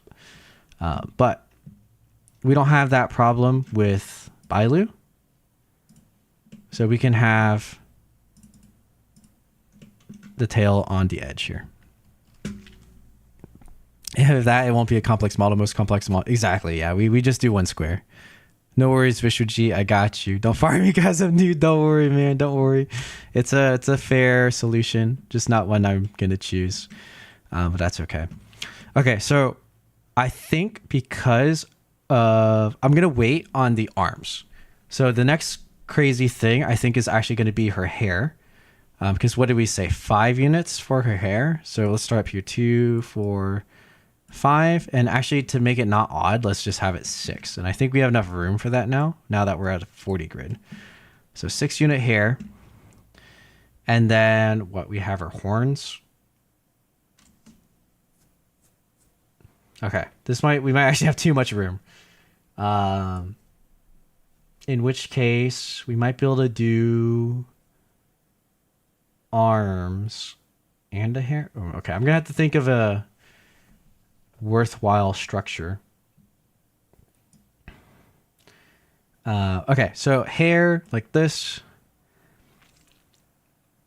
Let's do more hair like that. We have the horns, and then we just need to fit in her face. So this should be enough hair. And if we need to, like, this can go like this.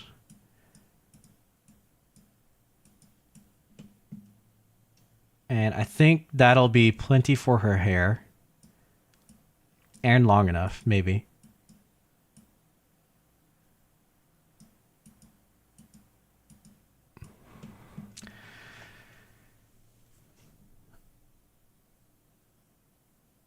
I'm now more worried that it's like too thick.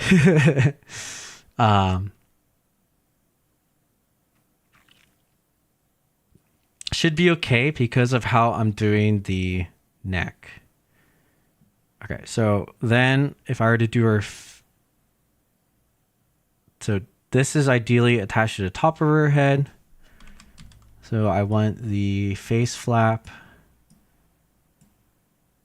to just be like this. Let's have a 2-unit flap for her face. Okay, it can be something literally like this. And this is now her face. Which is probably too thick, but we can adjust where this is. Doesn't really matter. Now we just need neck. So neck we can do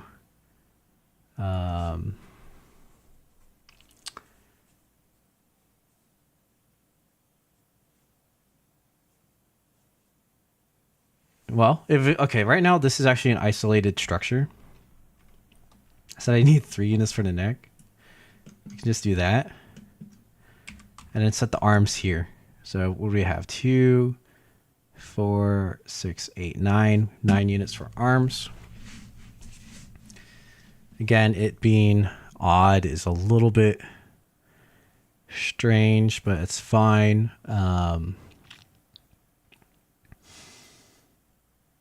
Maybe we can switch this to 3 and not to 2. Okay, let's just try to put 1 arm in with this space. Like the weird thing to do would be to do both arms here. So what, they're like 4 units each, right? So like we have the arms just both this way. And then we just like turn the whole model sideways just in this area. But that consumes like an extra unit. So we actually have to use more. So let's not do that. But like, let's say we have the arms here. And we have the arms here.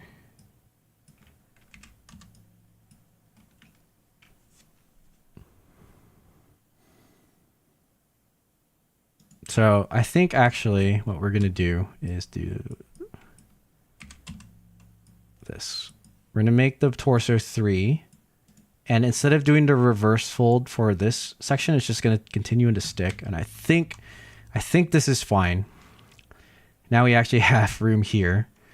So with her dress, we need space for another flap. So that's like this.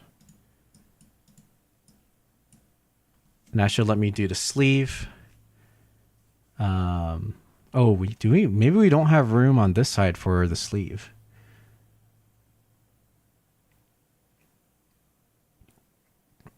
Okay, at least on this side, we do.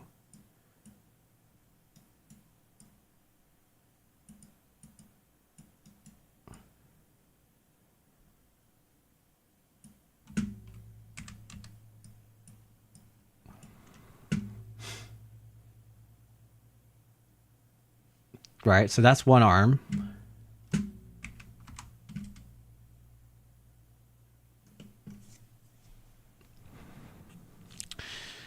If we do the other arm,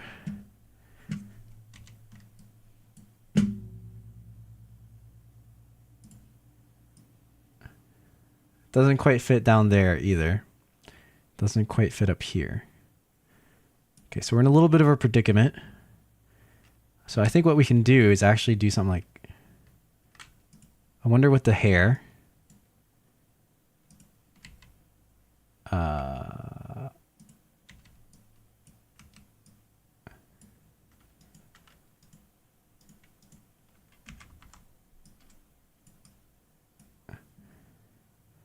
Can we shove this space this way? I think we can. Okay, let's try. Let's try. So we have a little bit less flaps for hair, which is totally fine.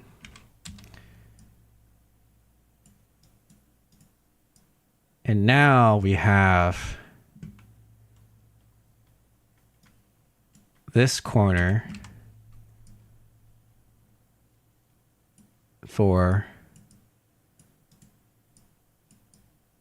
the arm.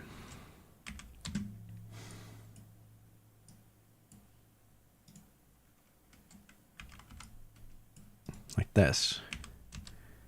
So now there's still a river. So I know this might seem weird, but this arm is the same length apart as this arm is. This one just like terminates this way. So this would work. It's a little strange, but it would work. And we have way too much space over here for everything else. So we have okay, we might be able to shrink the grid is now what we can do, is we can just reallocate some things in different spaces to shrink the grid.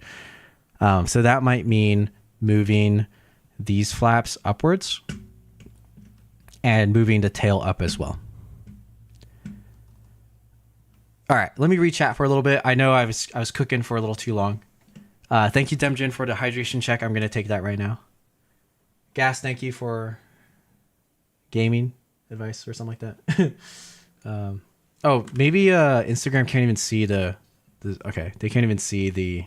That was my bad. I forgot to organize this. Instagram cannot see the crease pattern being drawn that I'm talking about. There you go.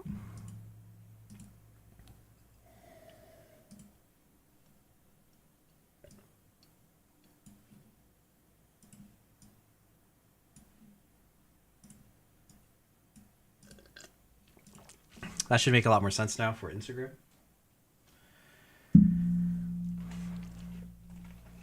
Japan is the motherland of origami. Thank you, Demjin. Yeah, I saw the hydration check. Never fully modular origami because I don't think it's as cool. That's fair. It's a complete opinion, though. It's not necessarily that's not as cool, but it's preference. As a complex folder, I will say that. Because there are some modular origami that I have made that has changed my mind a little bit. It's very cool.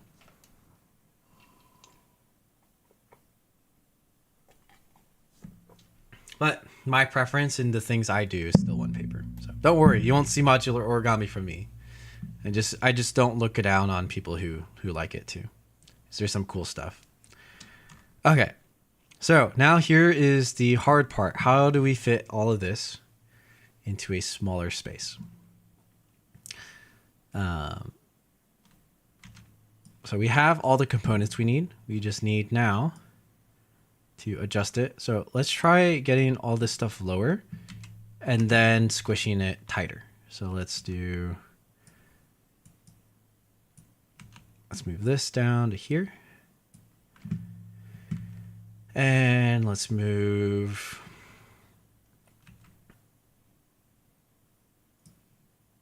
this here.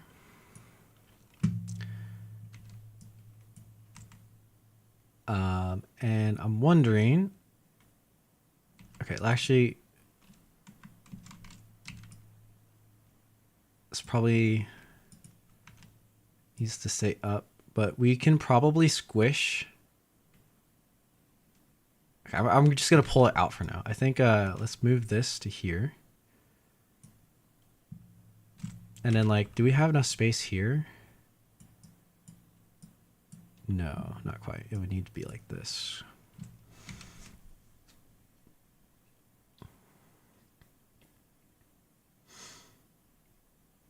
Yeah, there's no good place to put the hair.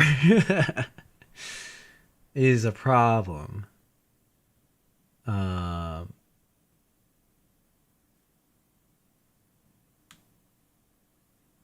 Like, I guess we could go more vertical, but that doesn't help with stuff still.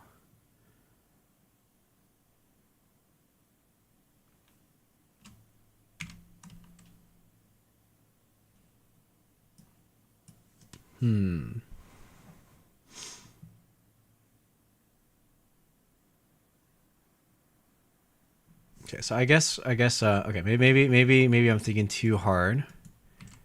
And we just do this.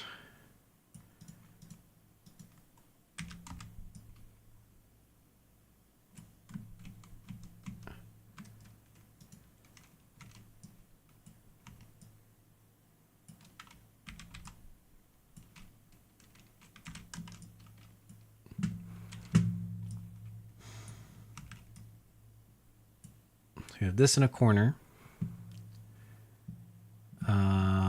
We have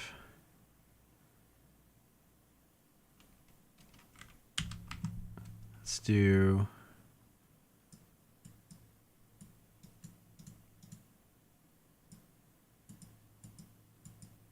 this is the arm.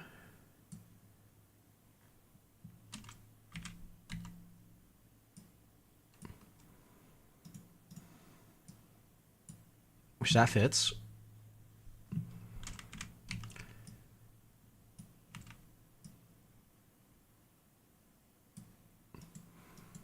Okay, so we've consolidated that space.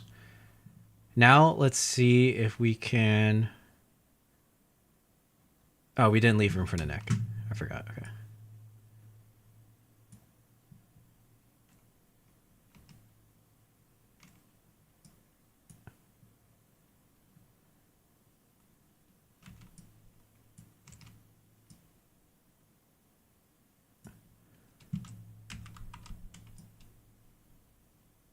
The problem with this is now the arm can't color change. So...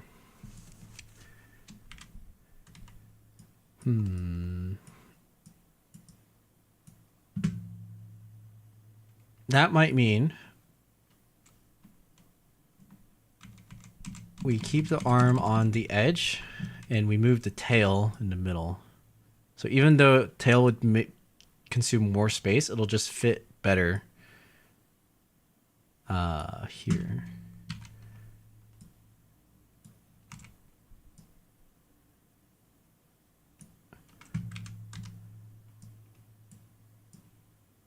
Like this.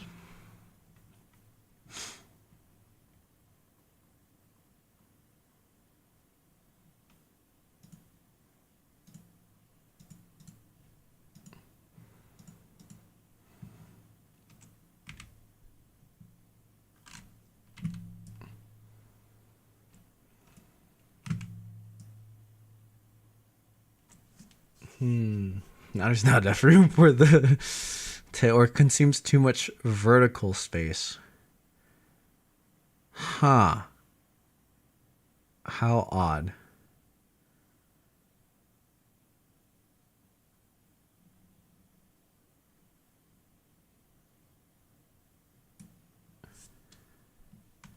Okay, let's see.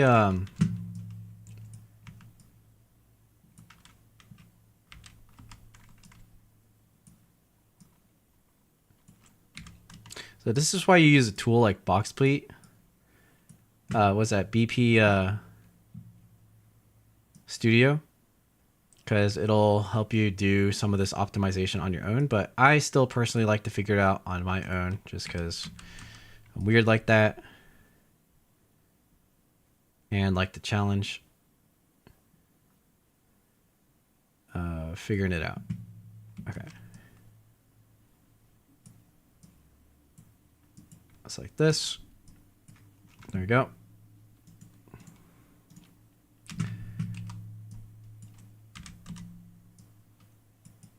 All right, we have enough space for everything.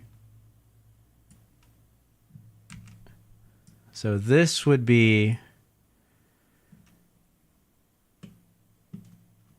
Okay, now we just need to move some of this stuff upwards a little bit. Okay, so right now we've subtracted 2, 4, 6, 7. Let's round it to 6. So we've dropped it from 40 to 34. I think we can go to 36. So let's move this up. Let's move this whole thing up 2. All right, so now we're back to what, 36? And let's try to fit it all in this. So I need to now use this space here to translate upwards a bit, which I think we can by just doing this.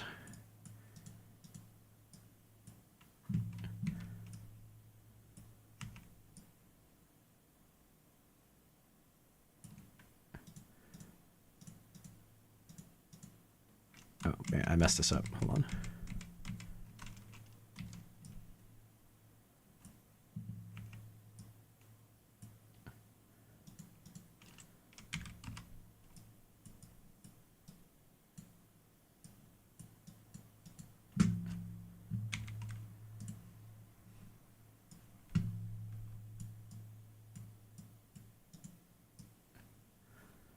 Look at that. All right. We're doing it. Alrighty. Okay. So, this might not work for some of the color changes, but we will just have to experiment with that later. And it gives us a little extra flap here for the torso, which is nice. And we have the right amount of room, I think, for the shoulders, for the torso, for the tail. Oh, wait. Oh, we can go even...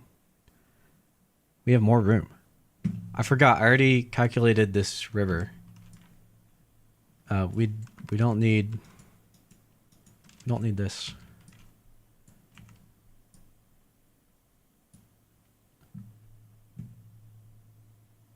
Okay. We are cooking. Let's move this to the edge here.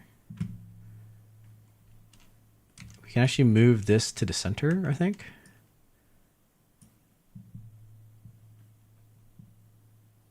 All right, and then we have... I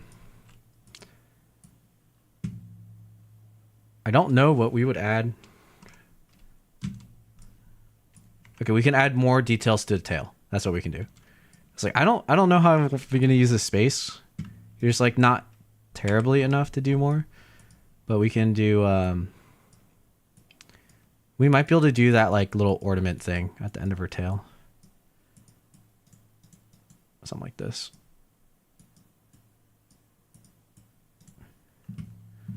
It might not work like that, but we'll figure something out to shape with the tail. Like that. And we have way more space for the head.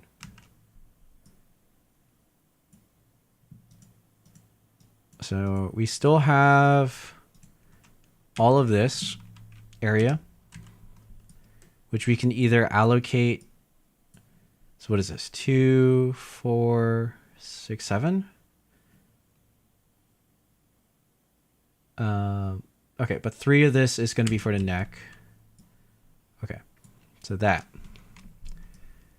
All right, we're almost there, guys. We're almost there. So we have arm. Very symmetrical. Very symmetrical. Look at that. We can make the hair a lot longer. Or we can add dress details or something. So, like, if I were to just put a 2-unit flap here on each side, that doesn't really do anything. But basically, we have space for this 2-unit flap to turn into something. Whether that is... So, in this case, this would now fall over her torso and do something, or we could invert it and have back of the dress details. It could be shoulder details, or I could use this space instead up in her head area and use that as like hair. So maybe let's try that, because this is kind of weird. Let's see what chat's thinking. I'm glad boys missed it. Okay, sorry. Swearing? Sweating. What? Stop sweating? Am I sweating? I was sweating. Okay. Tail's in the middle now. Technically, now it's very in the middle. Boys, am I still single? Boyce is still single and Boyce does not swear. Look at the chat. Sorry, guys. Chat turned from Origami to Boise taken. I wonder what Boise is taken inside his head. If you like that chat, oh my goodness. Hey, it's not the first time. You know, because of this game, this streamer that reviewed it, when he was reviewing it on his channel, there were also people asking if I was single in his live stream. So, you know, it's just like a shared chat experience. I guess I gotta deal with it, man. But it's funny. I was cracking up. Actually, when I saw that, I was thinking of you, Vishwajit, because this is not the first time you've asked me if I'm still single. I was like, oh, well, I guess these people in Mr. Pokey's chat are also wondering that. That's really funny. That was the first question I ever asked him. Yeah, that's right. That's right. Hasn't changed, man. You know, origami doesn't necessarily help change being single. I could easily do scales. Ah, man, you're right, Jared. I could. Do I want to? No, no, I really don't want to. But I technically do have space to do scales. Am I Vietnamese or Burmese? You are incorrect on both of those. Dingleberry the Third, hello, hello. Welcome to the stream. I'll just ask it till you get it. Yeah, hey, one day, Vishwajit, when the answer changes, dude, and I can be like, yo, my man, not single anymore. That'll be a good day, right? That'll be a good day. JCav, Stay Street, no, rip, dude. He's locked in. Yeah, hopefully I'll get there before that happens. Okay, let's resolve this crease pattern. We're almost there, guys. We're almost there. Okay, so I think I drop. What was the plan? I take this. I drop it to here.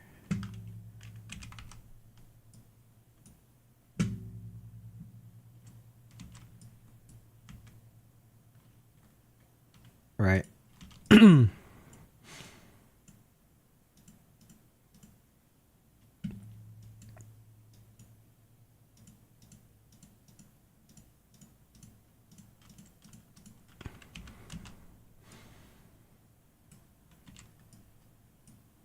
And we can reflect it.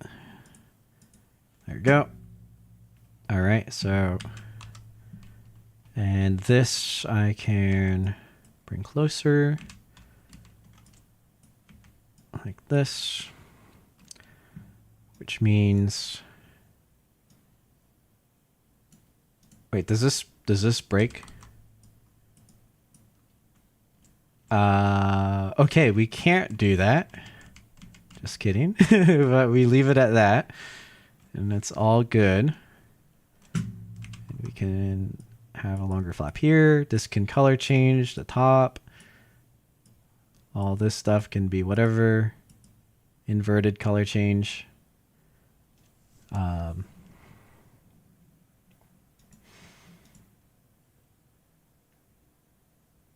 wonder even if I should do this like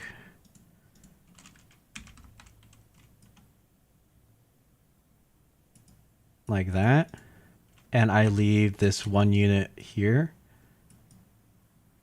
as reverse fold, so I can color change all this. I can just invert this whole flap for her hair. Oh, what about her horns? I forgot. Horns.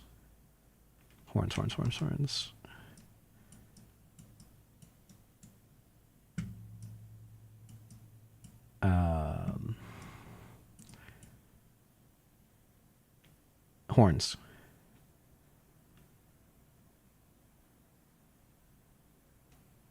Or horns here, color change hair up there. Boom. This is just like fringe. I might not even need that part on top. We'll see. I think regardless, there's enough space. And I think this works. We're gonna hope it does.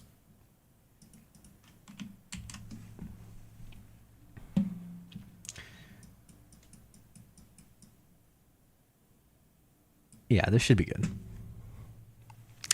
All right, see you, Ben. Ben, my dad is from Hong Kong.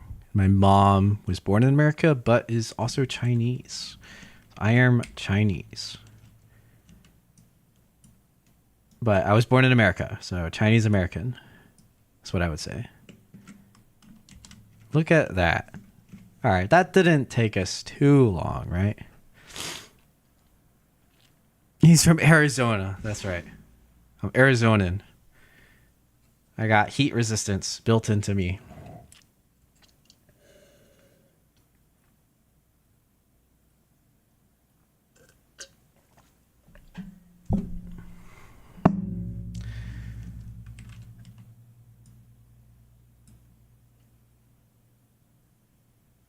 All right, so this might work where...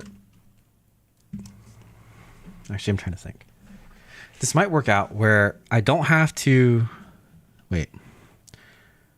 I'm trying to think of like, what is the color change happening here? I guess I can just invert the flat. You know what? We'll make it work. It's on an edge. I can color change it. Should work. I don't think that works. Leave it like that. I think this is the crease pattern.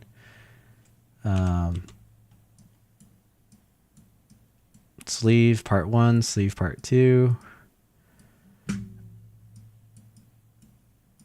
This is going to be interesting to fold. I'm glad it's not a 40 grid. This is a 36 grid.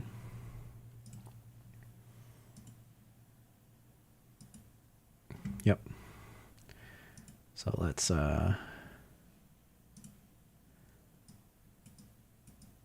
wow, all these Honkai Star Rail characters are 36 grid.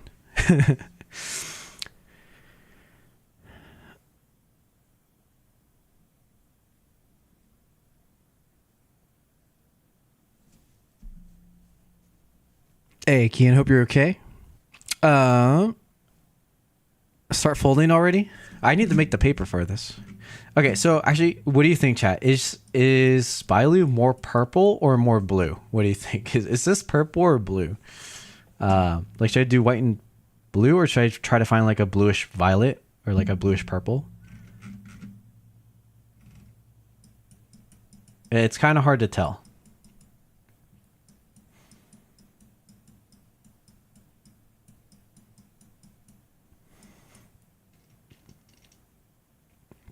Violet? Yeah, I think I need to find the right tissue paper color for this. Yeah, because it's not really blue. It's like a violet. So I'll have to find that. But that shouldn't be too hard to find.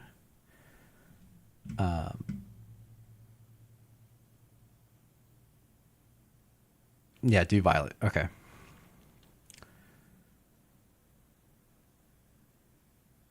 It's more blue shifted, but there's definitely some red in there. So violet, blue. Yeah, I'd say so. Okay, cool. So I think we finished this. I'm not going to fold it yet because, again, I need to find a paper. But I think it works.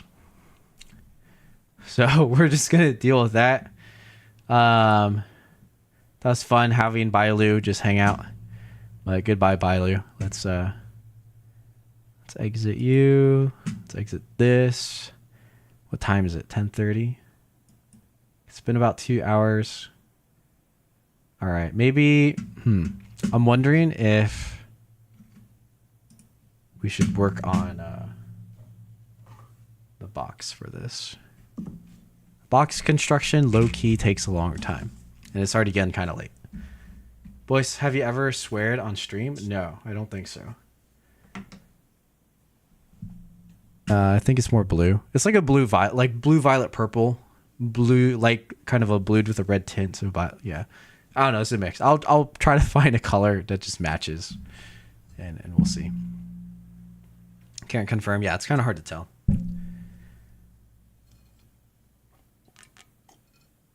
Oh, hey Nina from TikTok. I think I missed your message quite a while ago, but thanks for tuning in. Looks like light purple on your screen. True. All right, guys. What do you think? Do you want to see me start building this box? I don't know if we're gonna finish it, but I can show how I would at least start this box. Do you want to see that, or should we just call it a day and get some sleep? Boys, when am I going to be in Phoenix? Oh, what's up? Is that Troy? Hello. Probably in the winter. So probably starting in late November. and then I will be, and then I'll be there till probably early January, and that should be fun. I do very much enjoy the Arizona folding community. It's very happy, and I don't know. It seems like people have a lot of fun, and that's always awesome to see. Yes, it's me. Oh, sweet, man. Yeah. I'll see you and Chris down in. It was fun to seeing Chris in New York. Chris was able to make it out to the convention. Yeah. I'll be in Arizona. I think that's the next time I'll be there. I don't think I'm heading down anytime in the next month or two. I'm going to San Diego in 2 weeks. That was what that other design was for. And then after that, I think is Boston for Origami. And then just chilling in Oregon a little bit, and then heading down to Arizona. Enjoy the nice Arizona winter, 70-degree sunshine. Looking forward to seeing you again. Me too. It's going to be really awesome. I don't know if I'll have anything fun to bring down and show, but if I do, it'll be cool. We'll see. We'll see. All right, so it looks like at least Kian wants to see some of the box. So okay, I'll draft out the box. We'll see how much energy I have to actually start working on it. But we are going to be making a custom box for this Samurai version 4, and this is actually a shout out to Bernie Payton. Bernie Payton showed me this idea, showed me his versions of it, and sent me his web page on how to make it, or roughly the idea. It's not really how to make these. After some practice, now I know how to make them. It's kind of straightforward. You just make a box and you make sure the stand can pull out and not get damaged.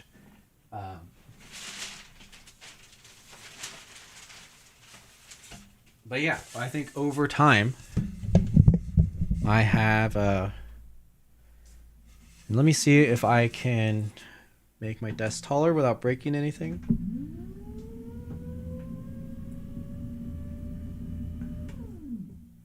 So I can stand and work on this. Okay. So I'm kind of like halfway out of the frame, but we have styrofoam. So these are really cheap styrofoam boards off Amazon, and they're 1/4 inch. To make a really secure box, I want 1/2 inch. So one solution is just to hot glue or tape these 1/4 inch together, or you can actually buy 1/2 inch foam, and this stuff is like way more durable than this stuff, but it's also a lot harder to work with. So in this scenario, I don't think I need this. This would be if I'm shipping internationally, and I don't think I am. So I think we can get away with the cheaper stuff.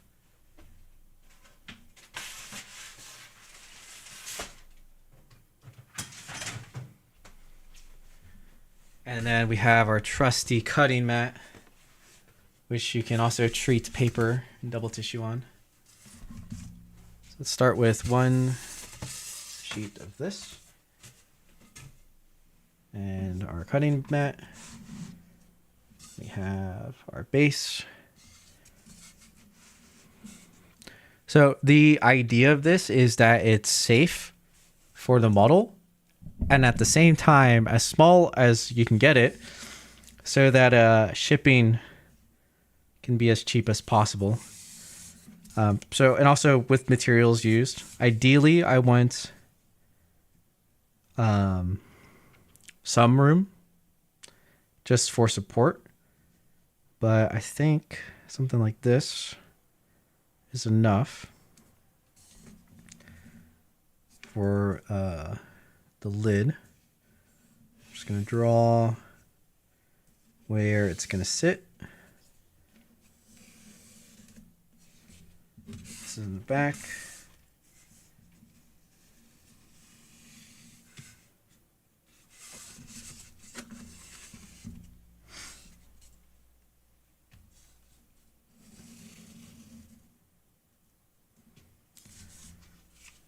All right, so this is the back. Put a B here for back.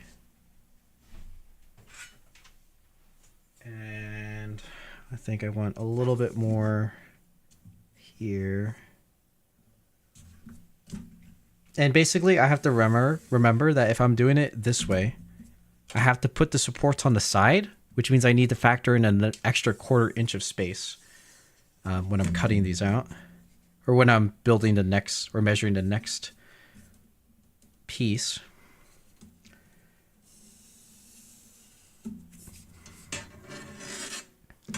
All right, and let me see. I might need more space than that. Because the sword sticks out a little bit. So if this is in the box like this, will the sword hit the side?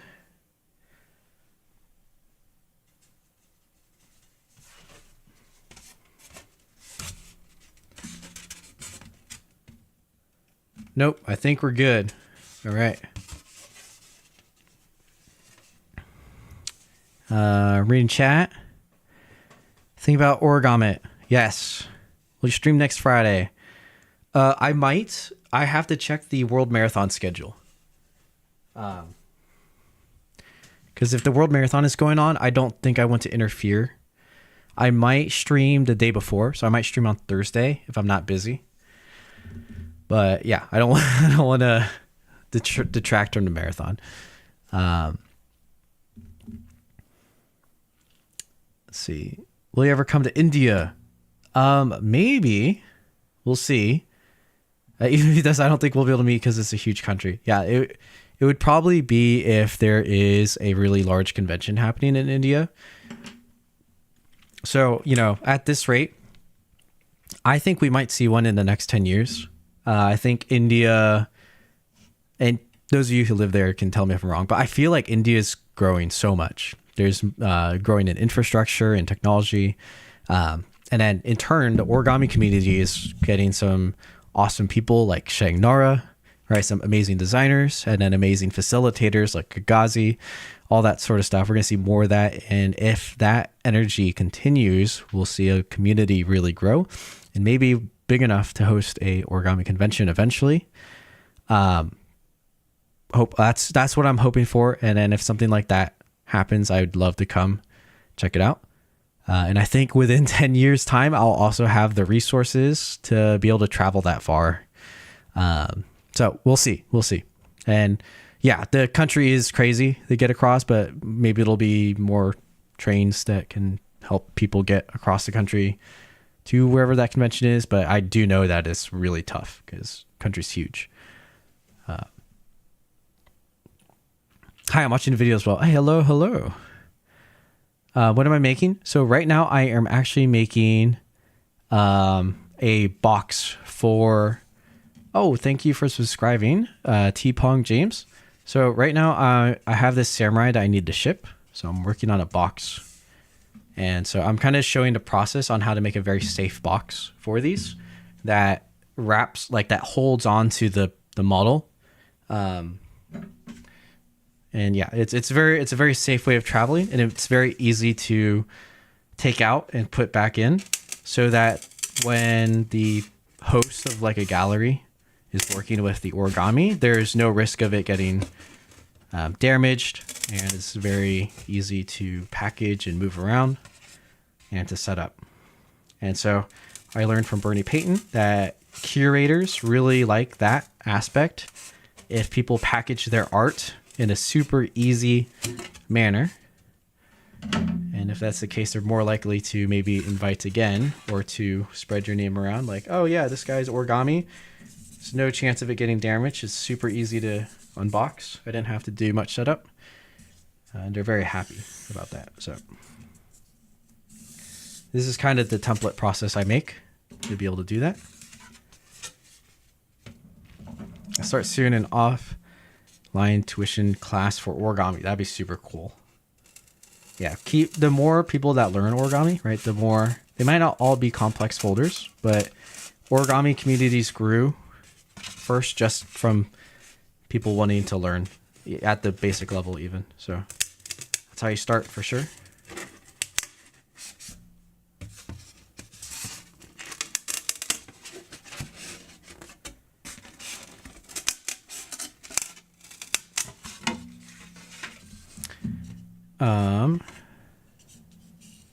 But yeah. All right. So basically, once I have one as a template, I can just like draw it and copy it. So for now, normally I would hot glue it, but I don't want to get the glue out right now. So I just tape it, and a lot of times I'll glue it later, but I'll tape it in place first just so I can build it and change it easily. Like if I glue it, again, it's more permanent. So I can't mess up. But if I tape it, I can just take the tape off and move it, and that'll be fine. So this is just for temporary. And honestly, I could probably just leave it taped and it'd be okay. But it's a little bit stronger if I also add glue.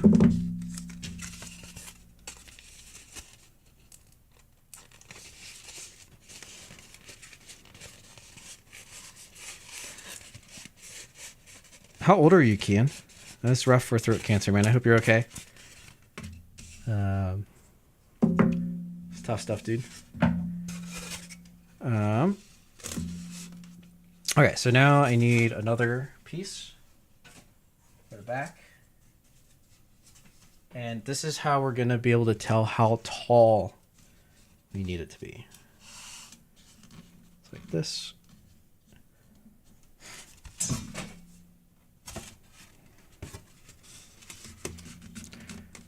That.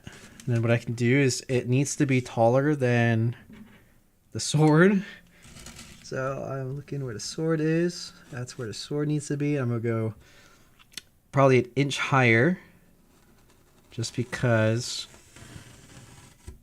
we need to make sure that it compensates the 1/4 inch from the lid.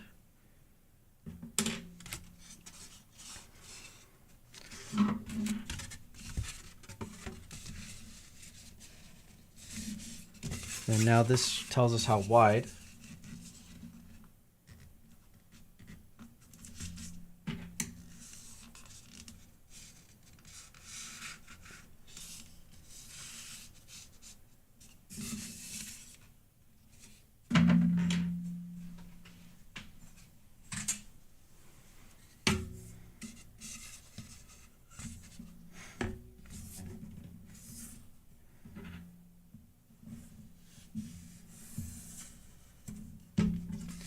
All right, so that is for our back.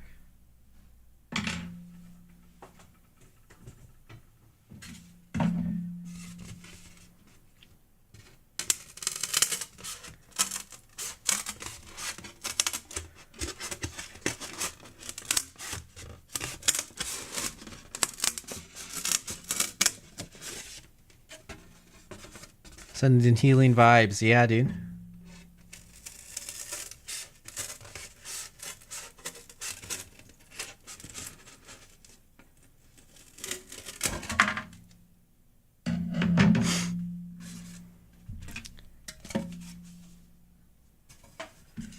All right, so now we need another one.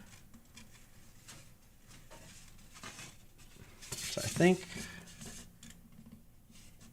for this one, it's actually almost the size of this. Okay, so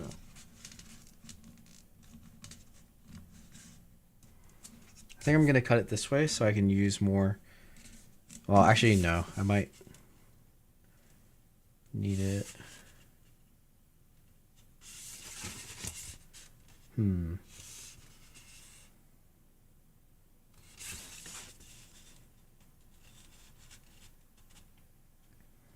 I think since it's on the back, it'll be okay. Okay, we're going to try to save some space and use this side of it.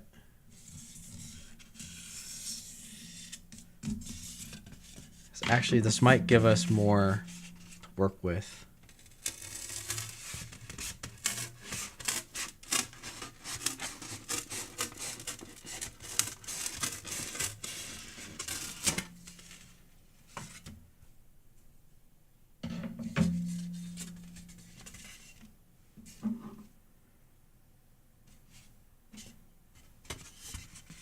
See, is this tall enough?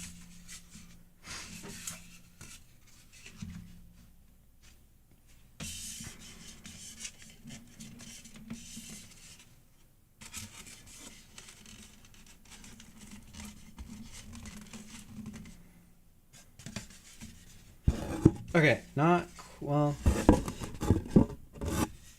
Okay, so I think it will be, but we need. Okay, I have an idea. We're gonna cut it like this, but on the top, we have to not do the same as the bottom, which is fine. It'll kind of be like a lid. All right, so it's this.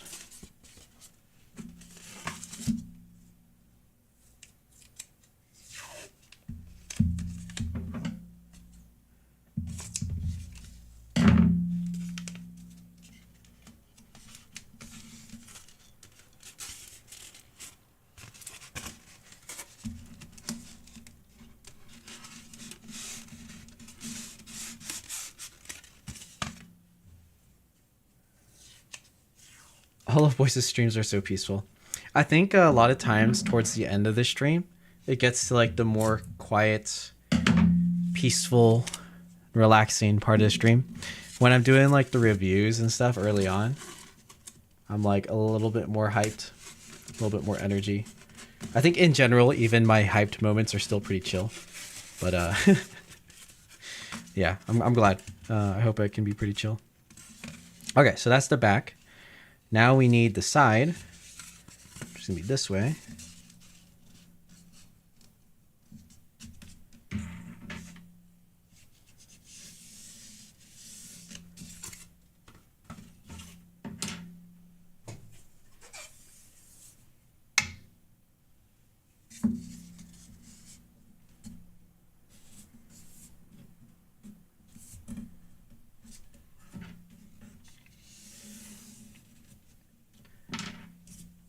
Hello. Hello, we're still here. Yeah, I think what would be cool, I gotta make a bigger playlist of like copyright free music so I can play it for y'all while I'm working. It's like yeah, that's why I've started to put like folding and stuff like this more towards the end of streams because it's more chill. So we like build up the hype in the beginning and then we kind of cool down towards the end. Okay, so this will be for the sides, and then I need two sides so they can both be the same.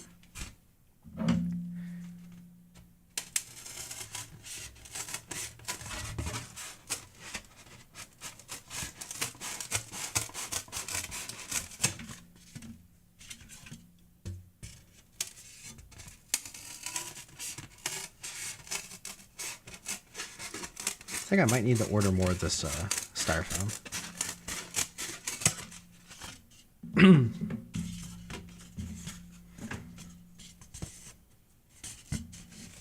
All right, so one more. I guess we can tape this.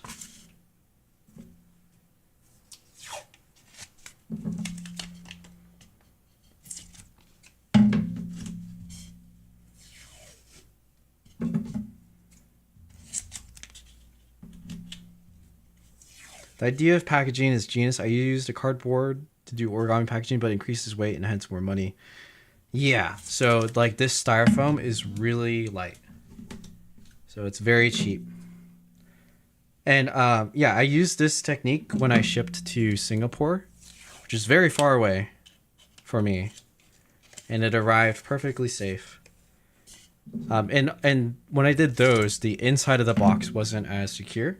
So now I've improved how I do the insides of boxes. So I'm very trusting that this method is pretty decent. And shipping to Singapore is far, right? And it was a big box. I shipped 2 origami models in one box. But the cost wasn't too expensive because it was light. So totally worth it. Hope you get cured. Yeah, I hope you get cured too, man. All right, let's get one more of these out.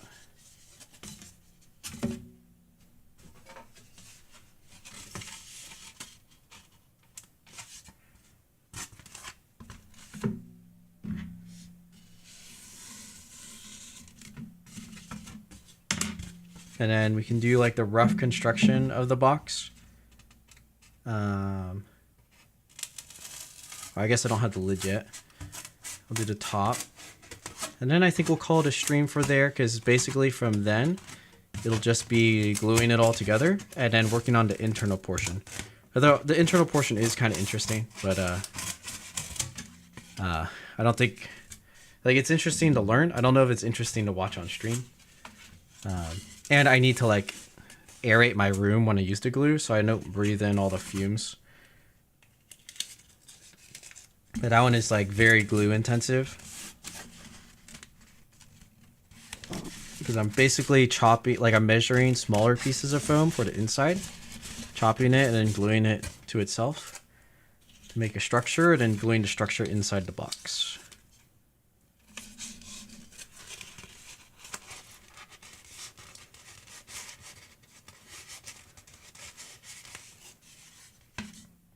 All right, so we have this. We have the two sides. And then we have the back. So let's do the sides first. This is why the tape helps a lot when you construct these.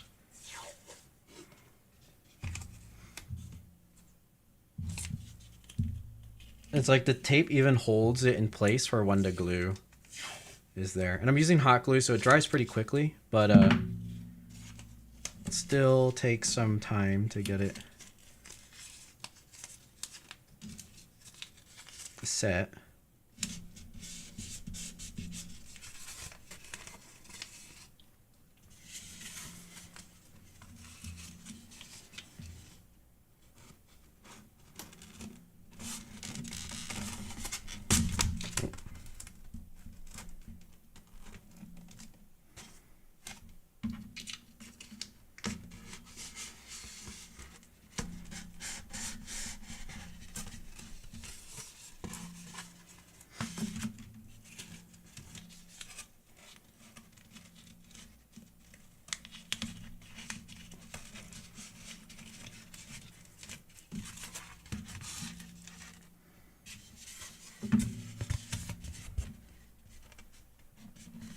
I might have actually messed up the sizing of the back. I think I forgot to add the 1/4 inch to each side for the width.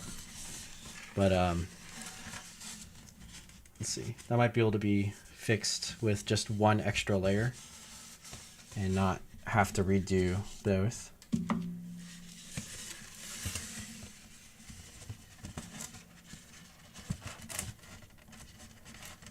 Yeah.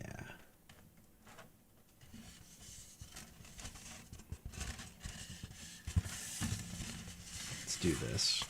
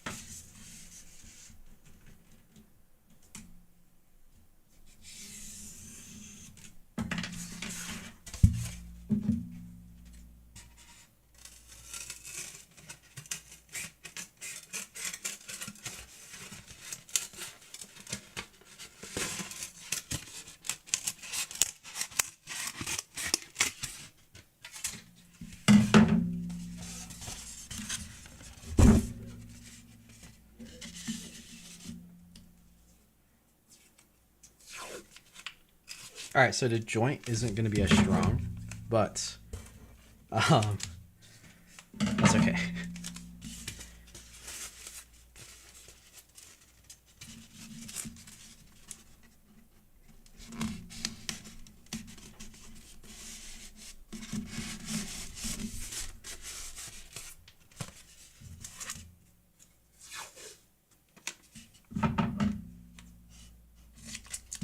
All right, going to bed. We'll continue to watch box stuff later. Very interesting. Sounds good. I'll see you later. Thanks for tuning in. And get some good rest. Yeah, East Coast, it is getting pretty late. Even for me, I'm going to hop off pretty soon once I get this attached. So you're not missing much. I don't have any big announcements besides convention vlog coming soon. We'll do a premiere, so it'll be like a little watch party for that one. It'll probably be nighttime for India, but daytime for the States. And then I'm going to try to make a couple YouTube shorts for when I'm traveling again.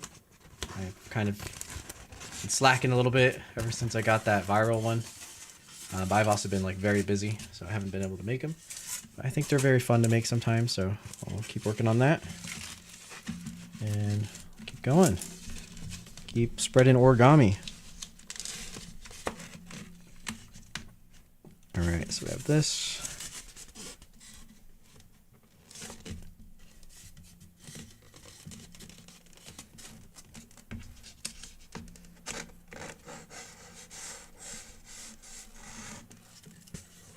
Alright, now we just need some supports for the side of each of these.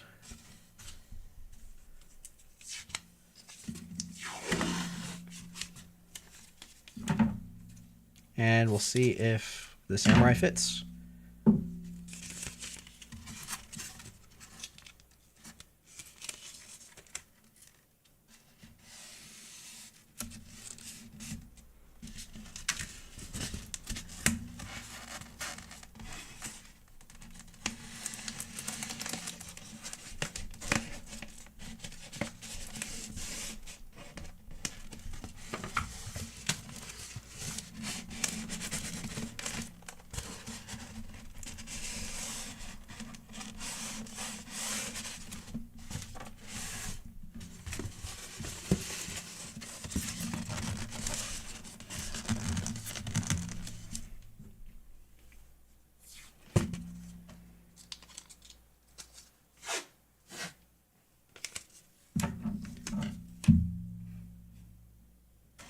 Trying to do homework while I'm watching voice. Hey, well, make sure you get homework done too. If you want to fold a lot of origami and travel to conventions across the world, it starts off by doing well in school. Or it can start with doing well in school.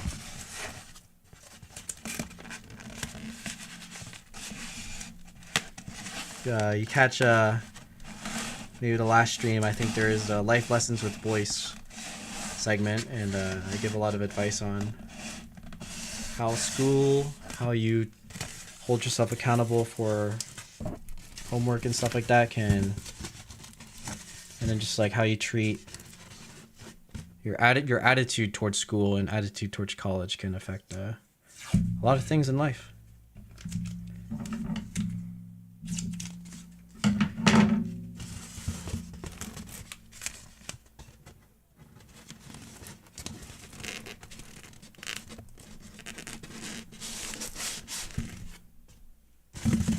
Alright, so this is a little janky because I'm not using glue yet. But a lot of times in the cracks on the inside, I will be able to use glue and like really solidify the structure.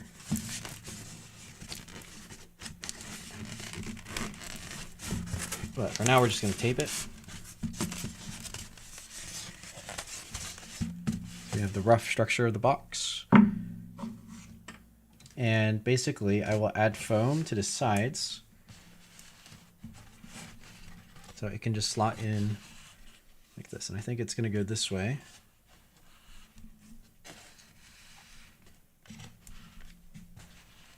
So what I'll probably have is foam.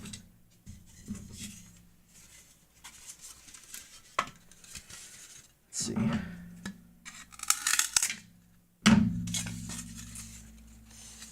Foam here.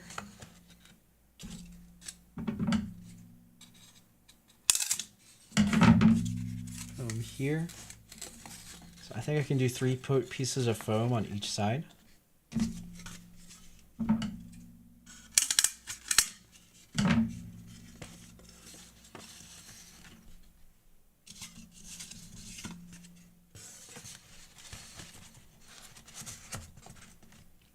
Right, so it's snug, and then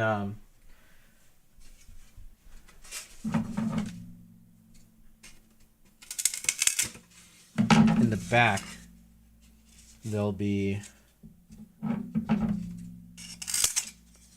an overhang.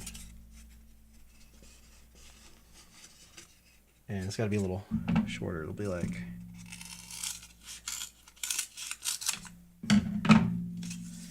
It'll be like 2 of these glued together. And then over there. Like that.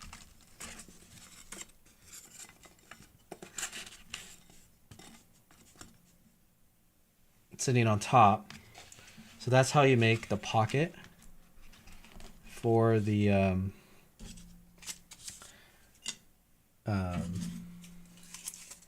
base. And then because the base is pretty thin, I'll also have one that runs this way over the top of the side so that it doesn't move upwards. And then on the lid will also have a piece that covers this section. So it's very sandwiched into the place. That way you'll be able to slide it out. Now I'm also, when I slide it out, it's actually going to be also sitting 1/4 inch up. So I'll take like 2 of these and glue it like this. That way there's a little gap for me to actually grab the model. Like this. It'll be like that. So you can reach in here and pull it. And that'll make it nice and easy. So that's generally how these work. And it's worked pretty well. So yeah, there's a little bit of thought in the design of it. But once you have that down, it's pretty easy. And then all I have to do is, so I'll make the top like this. We'll sit on top out of a thicker piece. And then around the sides, I'll also build out structures so that it's kind of hugged in on each side in the back. So that way, if it flips, if it's laying down this way, it's supported. And that's really important because a lot of times if packages will shake when in transit, and you don't want the, like, see how the model's kind of shaking right now? It's strong, but you don't want it to be constantly shaking. So it'll have supports on the sides like that. And then same thing, like I think above is fine. It doesn't get it because it'll have support from the base from above. But at least from the side to side rocking, it'll help it. So like just a little overhang. It might even help with the top if I have it pushed over the arm here. And it kind of slides into like a nice pocket that's specially designed for this model.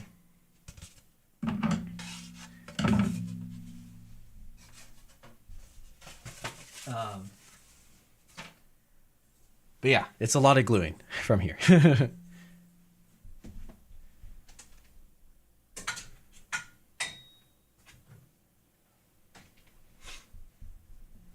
And then all that's left is a nice lid that closes on top.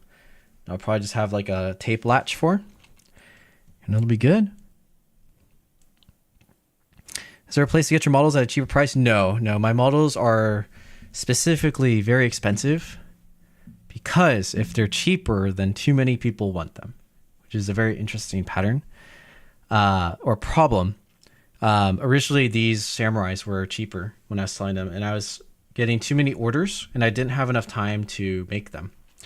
So now it's the price that it's worth my time to make it. And it kind of helps me because I have to work a job too, you know. I have my own job, I have my own bills to pay. So as much as I'd like to make cheap samurais for people and send them all around the world, it's too expensive for me to do that, even if people are paying a couple $100s for them. So that's kind of why the price has hit where it's hit. And that's the price that people will buy it. Obviously not everyone can buy it, but there will be people who can buy it. And that kind of helps support my origami.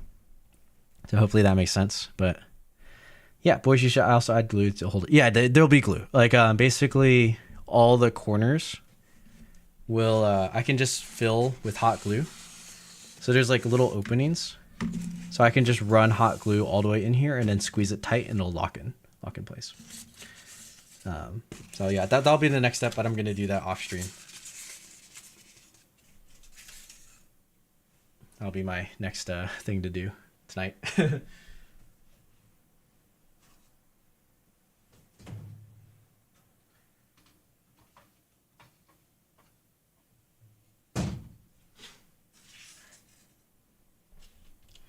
All right, but we got quite a bit done.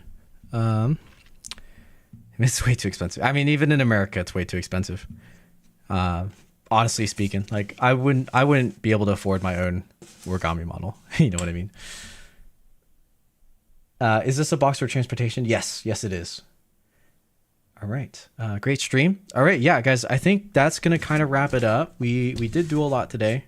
I know towards the end it was more like me kind of doing some of my work in terms of origami, not necessarily fun stuff, but I think the designing turned out really fun. Let's go back to that real quick. Hello, where'd it go? There it is. Yeah, we designed a whole new model. I think it worked out. It took some time. We were able to do that. We also saw some crazy origami. I think that's going to turn into a video once I see the other submission. And overall, it was a good vibe. I hope you guys have fun. Look forward to, in the next week, the convention vlog. So if it's not done by this weekend, hopefully by the week after, that video is going to be really nicely edited and put together. So it's going to be really special. Have that on your minds to see what the convention this year was like. And yeah, then I'll do TwitchCon. We'll see what I filmed there. I have no idea how much content. I'm kind of going because I'm just like mainly networking, but we'll see. I think I might do a video on some of the reactions to my videos from the streamers, and then reactions at TwitchCon for origami. And then after that, it's straight to the Square Twist Samurai tutorial. So I'll have short form content to kind of fill in the time between working on the Square Twist Samurai tutorial, but I think a lot of the streams in October, as well as my personal time, will be spent working on that. So hopefully we can get at least part 1 out pretty quickly, and then part 2 and 3 out within the next few weeks after that, and we'll have a nice cadence of working towards that crazy complex model. It's seriously going to be a really wild tutorial. It's going to be a really hard tutorial. I think a lot of my tutorials actually aren't hard. I think the way I teach things makes it easy to fold. In this case, the Square Twist Samurai, there's going to be parts of it that are just hard. They're just straight up hard. But we'll do our best. And I think y'all will be okay. Just have paper ready. Don't expect a tutorial to allow you to fold it with printer paper, because that's not going to happen. So in the meantime, watch my paper series, look at the skill issue quiz. Even those you in India, you have access to double tissue. You can make double tissue. Shagnara has made giant sheets of double tissue, right? Anywhere in the world, no excuses. And if you have them, you can overcome them. And if you don't want to overcome them, that's a you problem, not a me problem. Okay, I'm just kidding. But basically, I'm saying you can do it. You guys can do it. That tutorial will come out. It'll be super exciting. Then winter will hit. I might try to do the sword and shield tutorial or setup video. We'll have to see. But thank you everyone for watching. Fun stream. I'm excited to stream more after all these crazy trips. And I'll see y'all in the next video, which will hopefully be very soon. Have a good one.